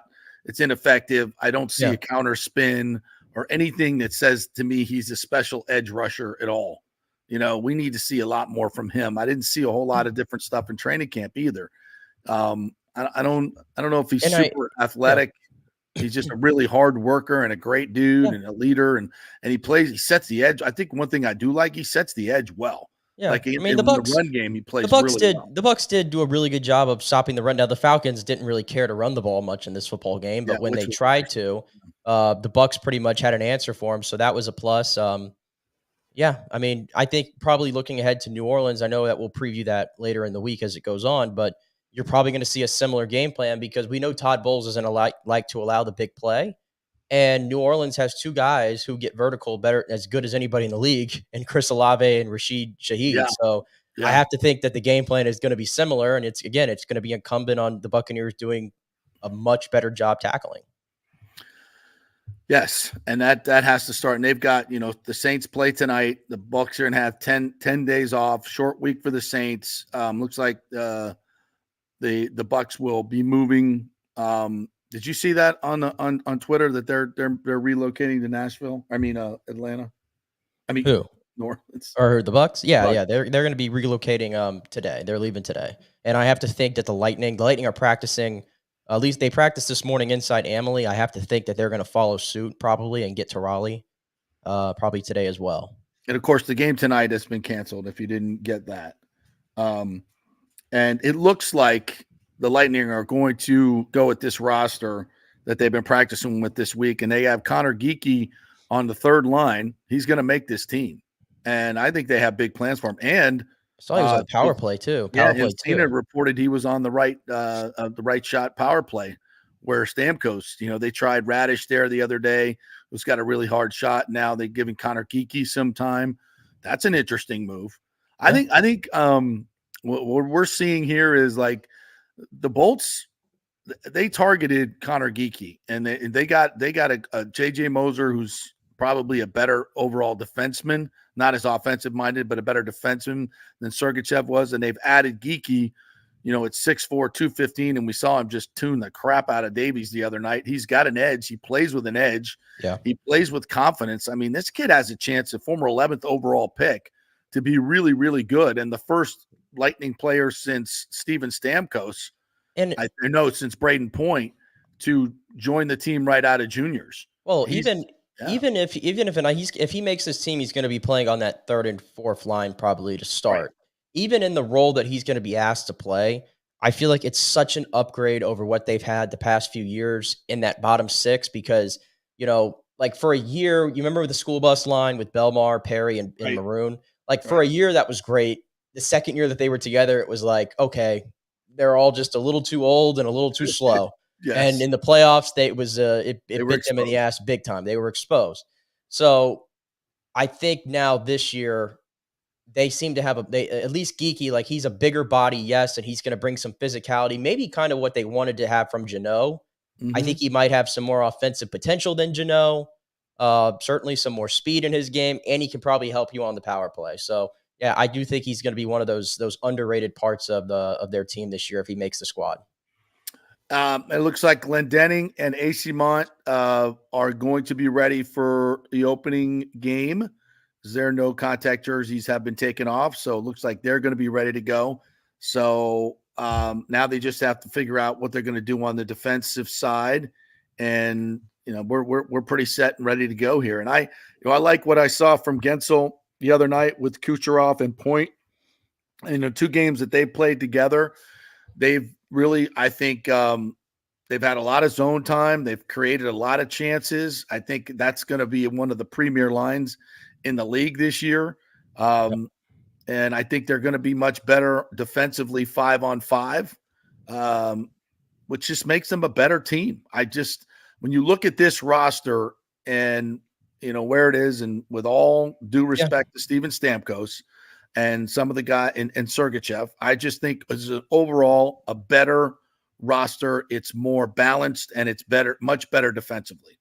Well, yeah. And part of the reason why they need, like defensively, why you think they're going to be better is at least I'm counting on if he plays with McDonough. I hope we get the best of Eric Chernak this year.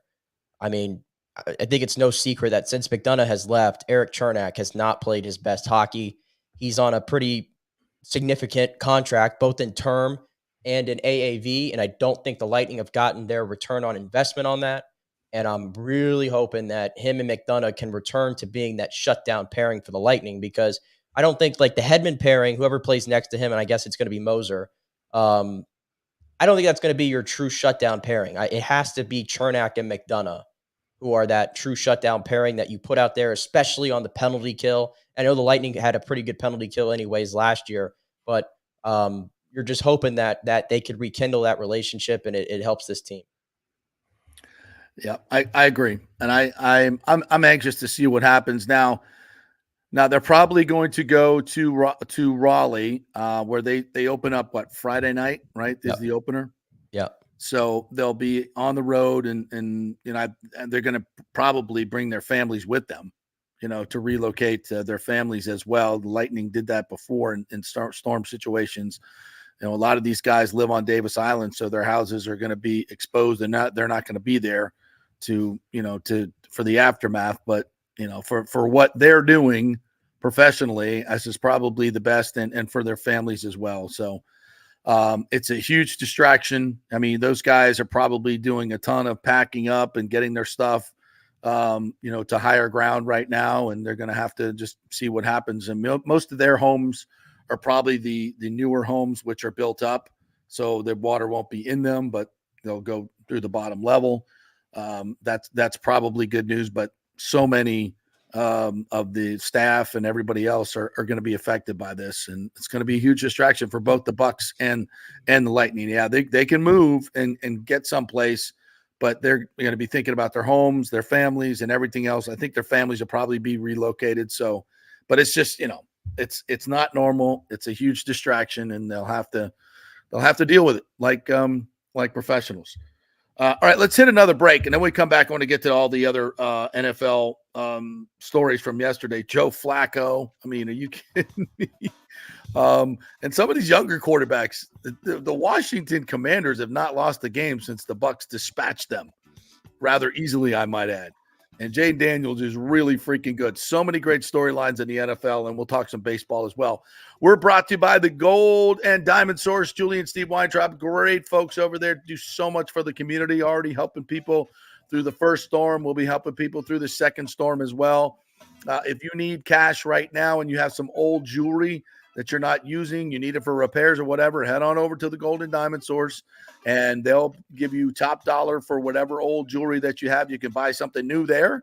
They'll give you some discounts on that, or you can just take that money and use it for repairs, whatever you need. But that's an option for you at the Gold and Diamond Source. Great folks over there. Great stuff for you guys to buy. Watches, pendants, rings, stuff for your honey. It's all there. The Gold and Diamond Source. Back in 3. Stay with us. Hey, it's football season, and we welcome back the Gator Report every Monday and Friday, sponsored by the Jeeves Law Group, Jeeves lawgroup.com. Just go to the website. You can contact them through there. Scott Jeeves is a tremendous, aggressive attorney and a big Gator fan, so we appreciate him supporting this show and, of course, your Florida Gators. They are local, they are trusted, and they get results. Whether it's personal injury or anything else, any law matter at all, it's the Jeeves Law Group, Jeeves lawgroup.com. Give them a call. Tell them JP sent you. All right, this is for all you guys who don't want to go to the gym and do 5,000 crunches. At Bay Area Modern Medical Center, you can get on the new True Body machine where you can reduce fat and tone up your muscle. It's like doing 54,000 crunches in just 15 minutes. Define your body as you see fit. True Body offers personalized muscle stimulation that delivers the equivalent of those 54,000 crunches in just 15 minutes. Just get in touch with them at Bay Area Modern Medical Center, BAMMC.com. Chris Lugo and the team over there will set you up on True Body and get amazing results. Non-invasive with comfortable and little to no pain and zero downtime. You can isolate and target those areas that you want to improve and treat multiple areas simultaneously. It's an amazing machine, so check it out at Bay Area Modern Medical Center, BAMMC.com. JP here to ask the question, are you planning an event, meeting, or conference? If so, you'll want to call the designers and production professionals at Extravaganza Productions Incorporated. With over 35 years of experience in the events industry, designing and producing every type of small to large event, they can provide a huge resource for design ideas, audio, visual, sound, lighting, decor, and entertainment to turn your event into an incredible experience for the entire audience. Folks, I've worked up close and personal with this group at many national events and Tampa events, and they have unique capabilities that help you save time and money in the planning and execution of your next event. Don't delay. Call these pros today at 813-621-4700 or check out their website at extravaganzaproductions.com. Tell them JP sent you, and they'll provide a free initial consultation for your event. Extravaganza Productions, the best in the business. Golfers, listen up. The hottest new driving range craze has come to Rogers Park in Tampa. The Top Tracer range is now open 10 to 9 p.m. And just like you see on TV, every shot is tracked for yardage and accuracy, giving you immediate feedback. And best of all, you can virtually play the top courses like Pebble Beach or St. Andrews with your buddies. Plus, great food and drink options available in the well-appointed hitting bays. Very comfortable out there. Reservations highly recommended, starting at $25 per hour, including balls. Reserve at RogersParkGolf.net. That's RogersParkGolf.net. See you there. Let's go. Right now, back to the show on FanStream Sports. All right, welcome back to the JP Peterson Show here on a manic Monday. The Bucks and Lightning fleeing the storm as they should, and lots of happenings this past weekend we've been going over. Thanks so much for joining us here. We're brought to you by the great folks at Third Generation Plumbing and AC. If you've had damage, you need a new AC unit. It's thirdgenerationplumbing.com is the website. John Rodriguez is the owner there. They will give you a fair price, no gouging. There's a lot of people out there promising things in fly-by-night companies that bring you a new AC unit for cheap and all that. Don't fall into that trap, folks. Go with a reputable company that's been here for 3 generations. Since 1995, they've had this particular business, but John and his family have been in the business since the 40s here in Tampa Bay. So go with the ones that have been here a long, long time. They're not going anywhere. Honest folks, great techs, and they'll give you a great deal as well. Third Generation Plumbing and AC. All right, Michael LaRue joining the conversation today, saying Brock Glenn looks so much better than he did last year. Best play at the quarterback position all year for FSU. Absolutely, 100%. Why did it take so long? Lonnie Wilkins, it's not good with the debris piles. Indian Rocks Beach, where my grandparents supposed to move back to after Halloween. It's like a war zone out there. It is. I show you some pictures on my phone that I took at Davis Island. Just absolutely. And where's that debris going to go? I mean, into the water. So I guess they'll get rid of it one way. Lonnie said, I did see a guy who put a Ukraine flag up on his property in Tennessee to troll our government for help. Ooh, unfortunately, stuff is true. Rick says, Friday night, that was supposed to be a tropical storm hitting Wednesday. Good news, I just removed the last part of drywall on Saturday. Please cancel my Hurricane of the Month club. Yes, no kidding. So many people, I guess it's but isn't it it sounds morbidly positive, but it's good that everybody didn't go ahead and do the drywall again, because now the water can just come right through. God, I just hope this is the last one. I mean, we still got what, a month to go until hurricane season ends, right? Yeah. Yeah. Michael LaRue says, who's going to make the Lightning roster today? Any surprise? I just think it's Geeky. I think it's Geeky's the only that will be. I don't even think it's a surprise at this point.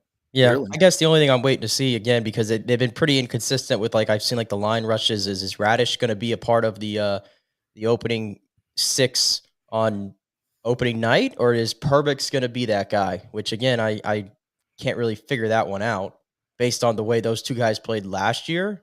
But maybe they're trying. Maybe, I mean, obviously they know this team way more than I do. So try to trust them. But I think that's the only thing I'm really looking to see is if it's Radish or Perbix that's in that 6th spot to start. Yeah, I think so. It's pretty much set. And they start against Carolina, which they've played all preseason long. They played 3 games. They've lost to them in overtime the other night 2-1. So they know them well, and they will start up there in Raleigh. All right, let's hit the rest of the NFL. The Cowboys won a late one last night. Dak Prescott diving on a fumble, saves their bacon. Then on 4th down, great throw to Tolbert in the end zone, and they beat the Steelers in comeback fashion. The Steelers are winning games and now losing games by every game is just goes down to a nail biter. And Justin Fields, I thought, played meh last night. I just don't think the Steelers are being as aggressive as they should or could be. You think? With Justin Fields? I don't. Literally on their first offensive drive of the game, they had 3rd and 8 at like the 30-yard line or something like that, and they ran a toss play to a rookie running back out of Harvard. Mm-hmm. They just completely said, nah, we're not interested in picking up 8 yards and trying to get a touchdown. No. We're just going to settle for a field goal.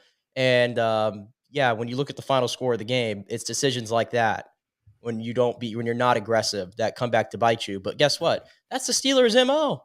Yeah. And that's Arthur Smith's MO. And then, by the way, George Pickens played less snaps in that game than Van Jefferson and Calvin Austin did. No, and Mike Tomlin tried to say something like, "Oh, we're trying to manage his snaps to get the best out of him," and similar to how they're doing Cam Hayward. But Cam Hayward, who's 35 years old, played like 55 snaps last night. So I don't understand what he's talking about. You got to score points. The Steelers just live on this zero margin of error thing, and again, like they're just one of the most boring teams to watch in the league every single year. Yep, agreed. But they win. They don't win anything big, but they win. They get to the playoffs every year. Good on Dak too. Dak did not have a good game, but on that last drive, he was 5 of 7 for 51 yards and perfect throw to Jalen Tolbert, who had to fight through going across the middle of the field there in the end zone. Good catch, good throw, better catch, and the Cowboys escape. Did you see the Jordan Love pick 6? Oh, that was he's been playing pretty erratic this year. Yeah. To say the least. I just, yes, he played very well at the end of last year, and then everybody got tape on him coming back this year, and it just hasn't been the same. He's also playing through an injury. We know that. But even in the first game before he was injured, he played erratic there as well. Yep.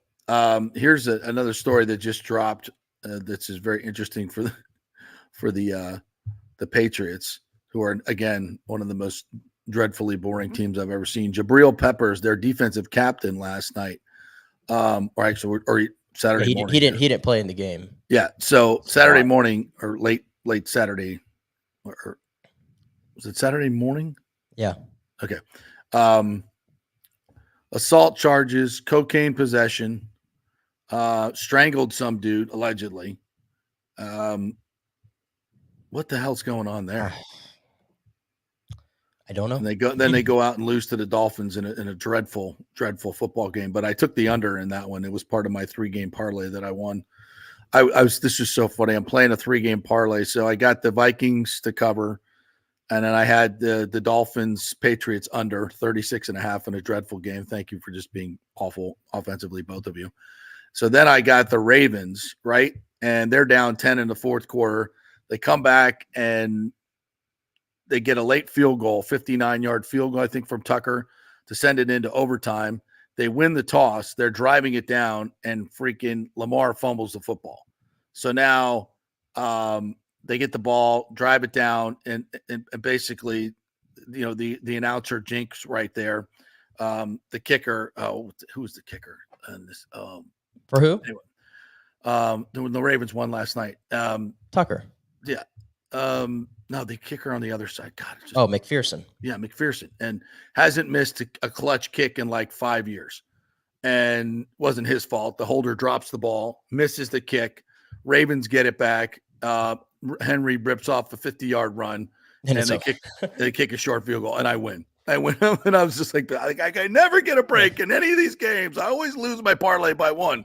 I never get a break. And okay, I got a break, and my parlay covered. But thank God, finally. But that was, another very interesting game for so many reasons. I mean, very dramatic. Burrow was just absolutely incredible. Jamar Chase was. I can't believe the Bengals are 1-5 or 1-4 rather. Joe Burrow has played fantastic. Yeah. Outside of that first game, you still have defense is awful. Their defense doesn't do anything well. The defensive drop off this year for Cincinnati is going to doom them. Like if the performance he had, especially against Washington, where they lost that game, and then here against Baltimore, come on, it can't happen. I mean, Cincinnati's gonna. I mean, you're 1-4. Like your playoff hopes are pretty much like already. I mean, I don't know if I have confidence in them to figure it out. Yeah, there's so much talent on that team offensively, though, but defensively, they just, they're awful. They're absolutely awful. I tell you, the game that had the biggest disparity in at least quarterback play, and I know you wanted to talk about it, was the Commanders-Browns game. And man, you watch Jaden Daniels. Is Jaden Daniels playing better already than like CJ Stroud did at this point in his rookie year? I think the answer might be yes. Yeah. Like it's crazy that I'm actually saying that because CJ Stroud had the best rookie season I've ever seen. But Jaden Daniels, the confidence that he is playing with right now, he doesn't make mistakes. He's just not making mistakes. And the Commanders are a juggernaut offensively. Austin Eckler has beat the washed allegations. Yes. I mean, pretty convincingly. He's throwing to dudes like Olamide Zaccheaus and Diami Brown. Zach Ertz is old, but it doesn't matter. He's doing everything right now for the Commanders. And on the flip side of that, the Browns have the worst starting quarterback in the NFL, and it's not even close. Deshaun Watson stinks. He's 8 QBR. He's unplayable. I don't know what in the world Kevin Stefanski is watching to where he will not give Jameis Winston a shot. I think this is coming from ownership. It has to be because at this point, Browns ownership is so bad on so many levels. They made this stupid move. They should still have Baker Mayfield there and 2 more trips to the playoffs. But these idiots go out and get Deshaun Watson, just an absolute. He's terrible. He will not. He's running into sacks on his own. He won't throw the ball. And you got 52 other guys on that team. And at some point, how in the world you sell this right now? They're all watching. They see it. You're going to lose that team if you haven't already. Yep. How about Denver beating Vegas 34-18? Surtain with a 100-yard pick six. 31 straight points for Denver. Suddenly, that Denver loss doesn't look so bad. the Buccaneers, right? And Vance Joseph is doing a hell of a job as the D coordinator down there. The offense is doing what they need to do when called upon. Bo Nix looks a lot more comfortable the last 3 games, but that defense, man, it's for real. It is for real. They've shut down the Bucs, they've shut down the Jets, and they've shut down the Raiders now 3 consecutive games. How about the Cardinals coming back to beat the 49ers 24-23? I think they were up 23-10 at halftime. San Francisco was. And Brock Purdy throws 2 picks. Suddenly he looks pretty normal. And the injuries to that team are starting to take a toll. And all the offseason BS too, right? Everybody holding out. It's just, it's not. That's why we love what happened with the Bucs so much, right? The kumbaya Right. camp kumbaya. It matters when it comes to playing football games. And right now, the 49ers do not look that formidable. Well, the NFC in general, like the Vikings So the Vikings are 5-0. And Brian Flores just makes every quarterback look like they're seeing ghosts at the moment, including Aaron Rodgers. Yes. But outside of the Vikings, every team in the NFC right now is like a crapshoot of what you're going to get week out of week. Like it is a true bloodbath every single week of anybody can beat anybody. Like even the Giants go on the road yesterday and get a big win over Seattle without Malik Neighbors, without Devin Singletary, who accounted for 83% of their total offense coming into that football game. Tyrone Tracy, 5th round pick, runs for 129 yards. What? Yeah. Houston beats Buffalo 23-20 in what has to be considered one of the biggest fails by a offensive coaching staff or a coaching staff in general. 31 seconds left, backed up in your own end. Now, I know Houston had 3 timeouts, but the Bills throw 3 risky passes, like not even high percentage screens or checkdowns, just throwing the ball down the field indiscriminately, leaving a short field for Houston and 19 seconds off the clock. I mean, even if you run the ball, you're going to punt the ball away. They're going to have 11 seconds left, tops, 10, 11 to 15 tops. And if you get a little bit creative, you run 3 screenplays which take more time than anything, and they get out a little bit. You're going and Houston's not going to have any timeouts left, so they got to at least get a couple of completions and have to go. I mean, it's just from a tactical standpoint, you can't throw the ball 3 freaking times there. I mean, this has been sort of my criticism to Sean McDermott. I think as a game day coach and his decision making, awful. I think he's very inferior to a lot of the teams to a lot of the coaches he's going up against, and especially you got to know what your team was doing in that game. Josh Allen was 9 for 30 for 131 yards. Like that is a real stat line, if you can believe it, for Josh Allen. That's crazy. And by the way, there was another moment in that game where Josh Allen bangs his helmet right off the turf. I'm sorry. I could see it. We all saw it. His wrist like folded when he fell down. He's knocked out. He's out. He's got to get out of the game. He leaves the game for one play. They deem he's okay, and he goes right back in. Have we not learned anything from at all with the whole Tua situation and all the other incidents? Like the NFL does not care about player safety. They can talk all they want. They can put out all their systems. They can put out all anything in place, but you're not the player protection is not happening around this league. And that was another glaring moment. Josh Allen shouldn't have played another snap in that football game. No, that was bizarre. That was bizarre that they let him continue to play. But he's the quarterback. He's Josh Allen. And yeah, it seems like other players that aren't quarterbacks tend to get taken off pretty quickly. But when it comes to key players like that, if they can count to 3, they go back in, which is weird. Yeah. Caleb Williams suddenly has 3 wins in a row, the Bears? Yeah, Chicago 36-10 over Carolina. I mean, Carolina looked good when Andy Dalton first got back, but that seems to have waned now. Caleb throws for 304 yards, completed 69% of his passes. Mm-hmm. That his best performance by far. And for 2 games in a row, the Bears have found a running game with DeAndre Swift, and that's also helping. They ran for 128 yards in this game, so I think that was a big moment too. They were putting so much on Caleb Williams' plate, and now they have a running game and they're more balanced. And look at that, their defense is really good. We know that. And now the Bears have all 3 wins at home, I believe. Actually, How about Jacksonville? Winless, and they play the Colts. Joe Flacco was unbelievable. I love 359 yards and 3 touchdowns, and ran for one pretty spry run that he had the Colts in position to win, but their defense just gave up the booty. Tank Bigsby just steamrolling into the end zone like he's freaking Earl Campbell, and he goes for over 100 yards. Brian Thomas had 122 catching, and this is the Jaguars team that we thought we'd see and just have not, and finally shows up to get a big win, 37-34 over Indianapolis. Brian Thomas Jr., man. Wow. Yeah. Incredible. All 3 of the rookie receivers, Neighbors, Harrison, Odunze still coming along a little bit, but Brian Thomas Jr., a lot of these first-round rookies are balling out right now. The Jaguars, by the way, aside, I know you're not a uniform guy, but how can you can't, first of all, you can't lose in those things, and they shouldn't wear anything else. Same thing with the Broncos, by the way. We don't keep wearing the Elway uniforms, and the Jags should keep wearing the Brunell and Fred Taylor uniforms. Yeah, crazy day in the NFL, week-to-week league. Bucks fans, do not distress. It's a game that got away, but 3-2 at this point. You're okay. Get healthy. Watch the Saints play tonight. Saints and Chiefs tonight should be a very interesting one. Saints at Chiefs. So how will the Chiefs get their call tonight? What's going to happen? What's it going to be? I know the league is scheming it up. Yeah, Mahomes has been so average. I'll be very interested to see how this team plays out tonight. It's gonna be fun.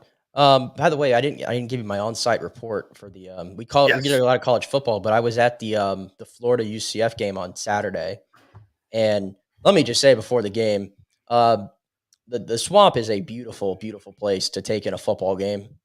I mean, it was incredible. It was incredible. That's your first time there for a big game? I've been there for a couple games actually, and even a Florida State-Florida game too.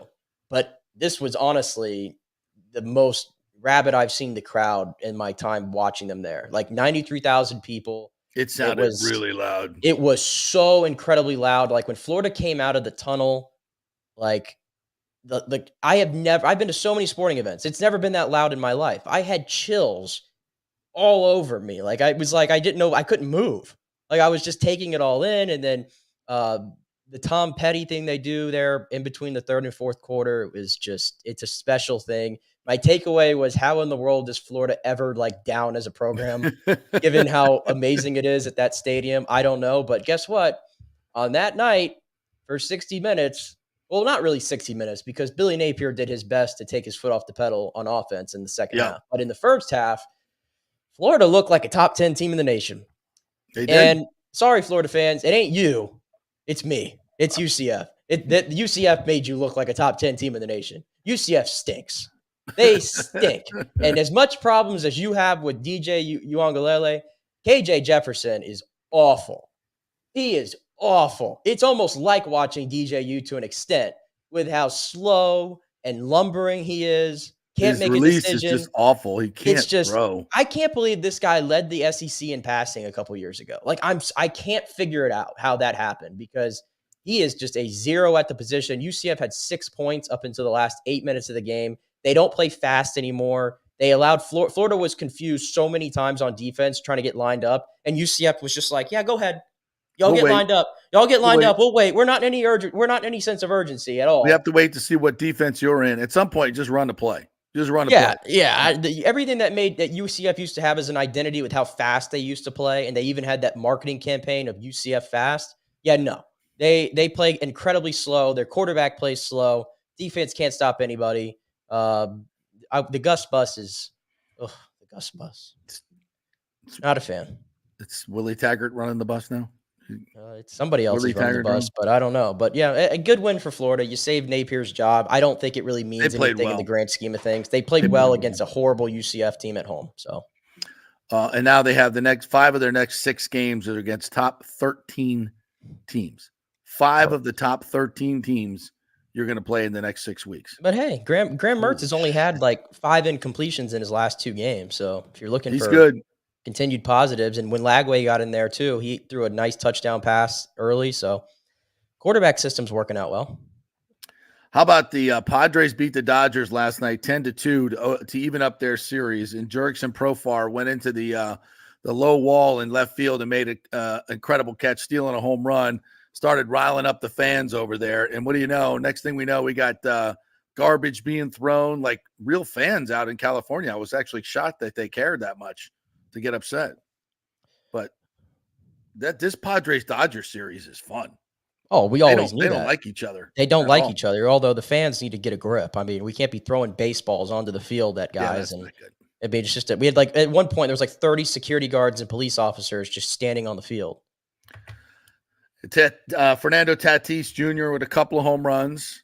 The Phillies game last night, you see that Castellanos with a couple of huge hits and walks it off against the Mets. So that series, is that series tied at 1-2? I believe it is. Yeah. I believe it's 1-1. Pete Alonso went yard again. Yep. But he doesn't move the needle for you. Well, it doesn't matter because I mean, at this point, after what he did to get them they got along the Brewers series, they got to resign him. He's going to be a Met. But what do Fernando Tatis, Bryce Harper, Pete Alonso have in common? All these guys coming up with huge hits in the postseason. They cost a lot of money. They cost a lot of money. You are correct.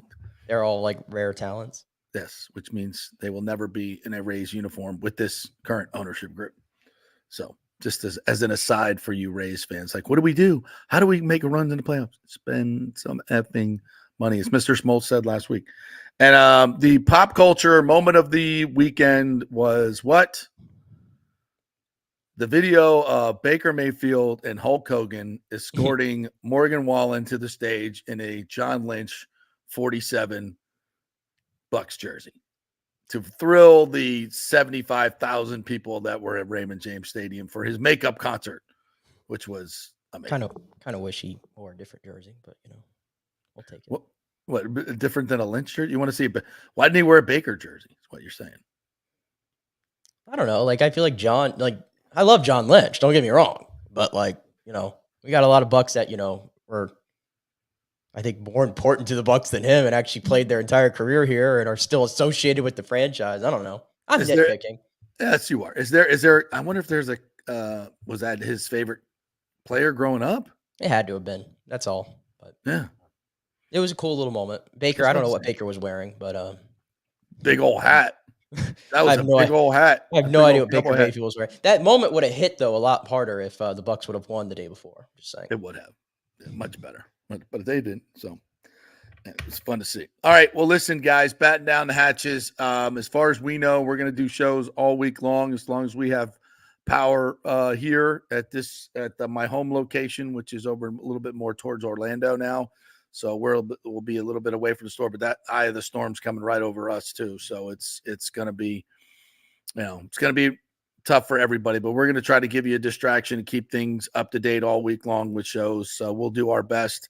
I understand you guys got bigger fish to fry this week, but batten down the hatches, do the best you can, take this one seriously, fill up your bathtub with water, your washing machine with water, anything that can hold a lot of water.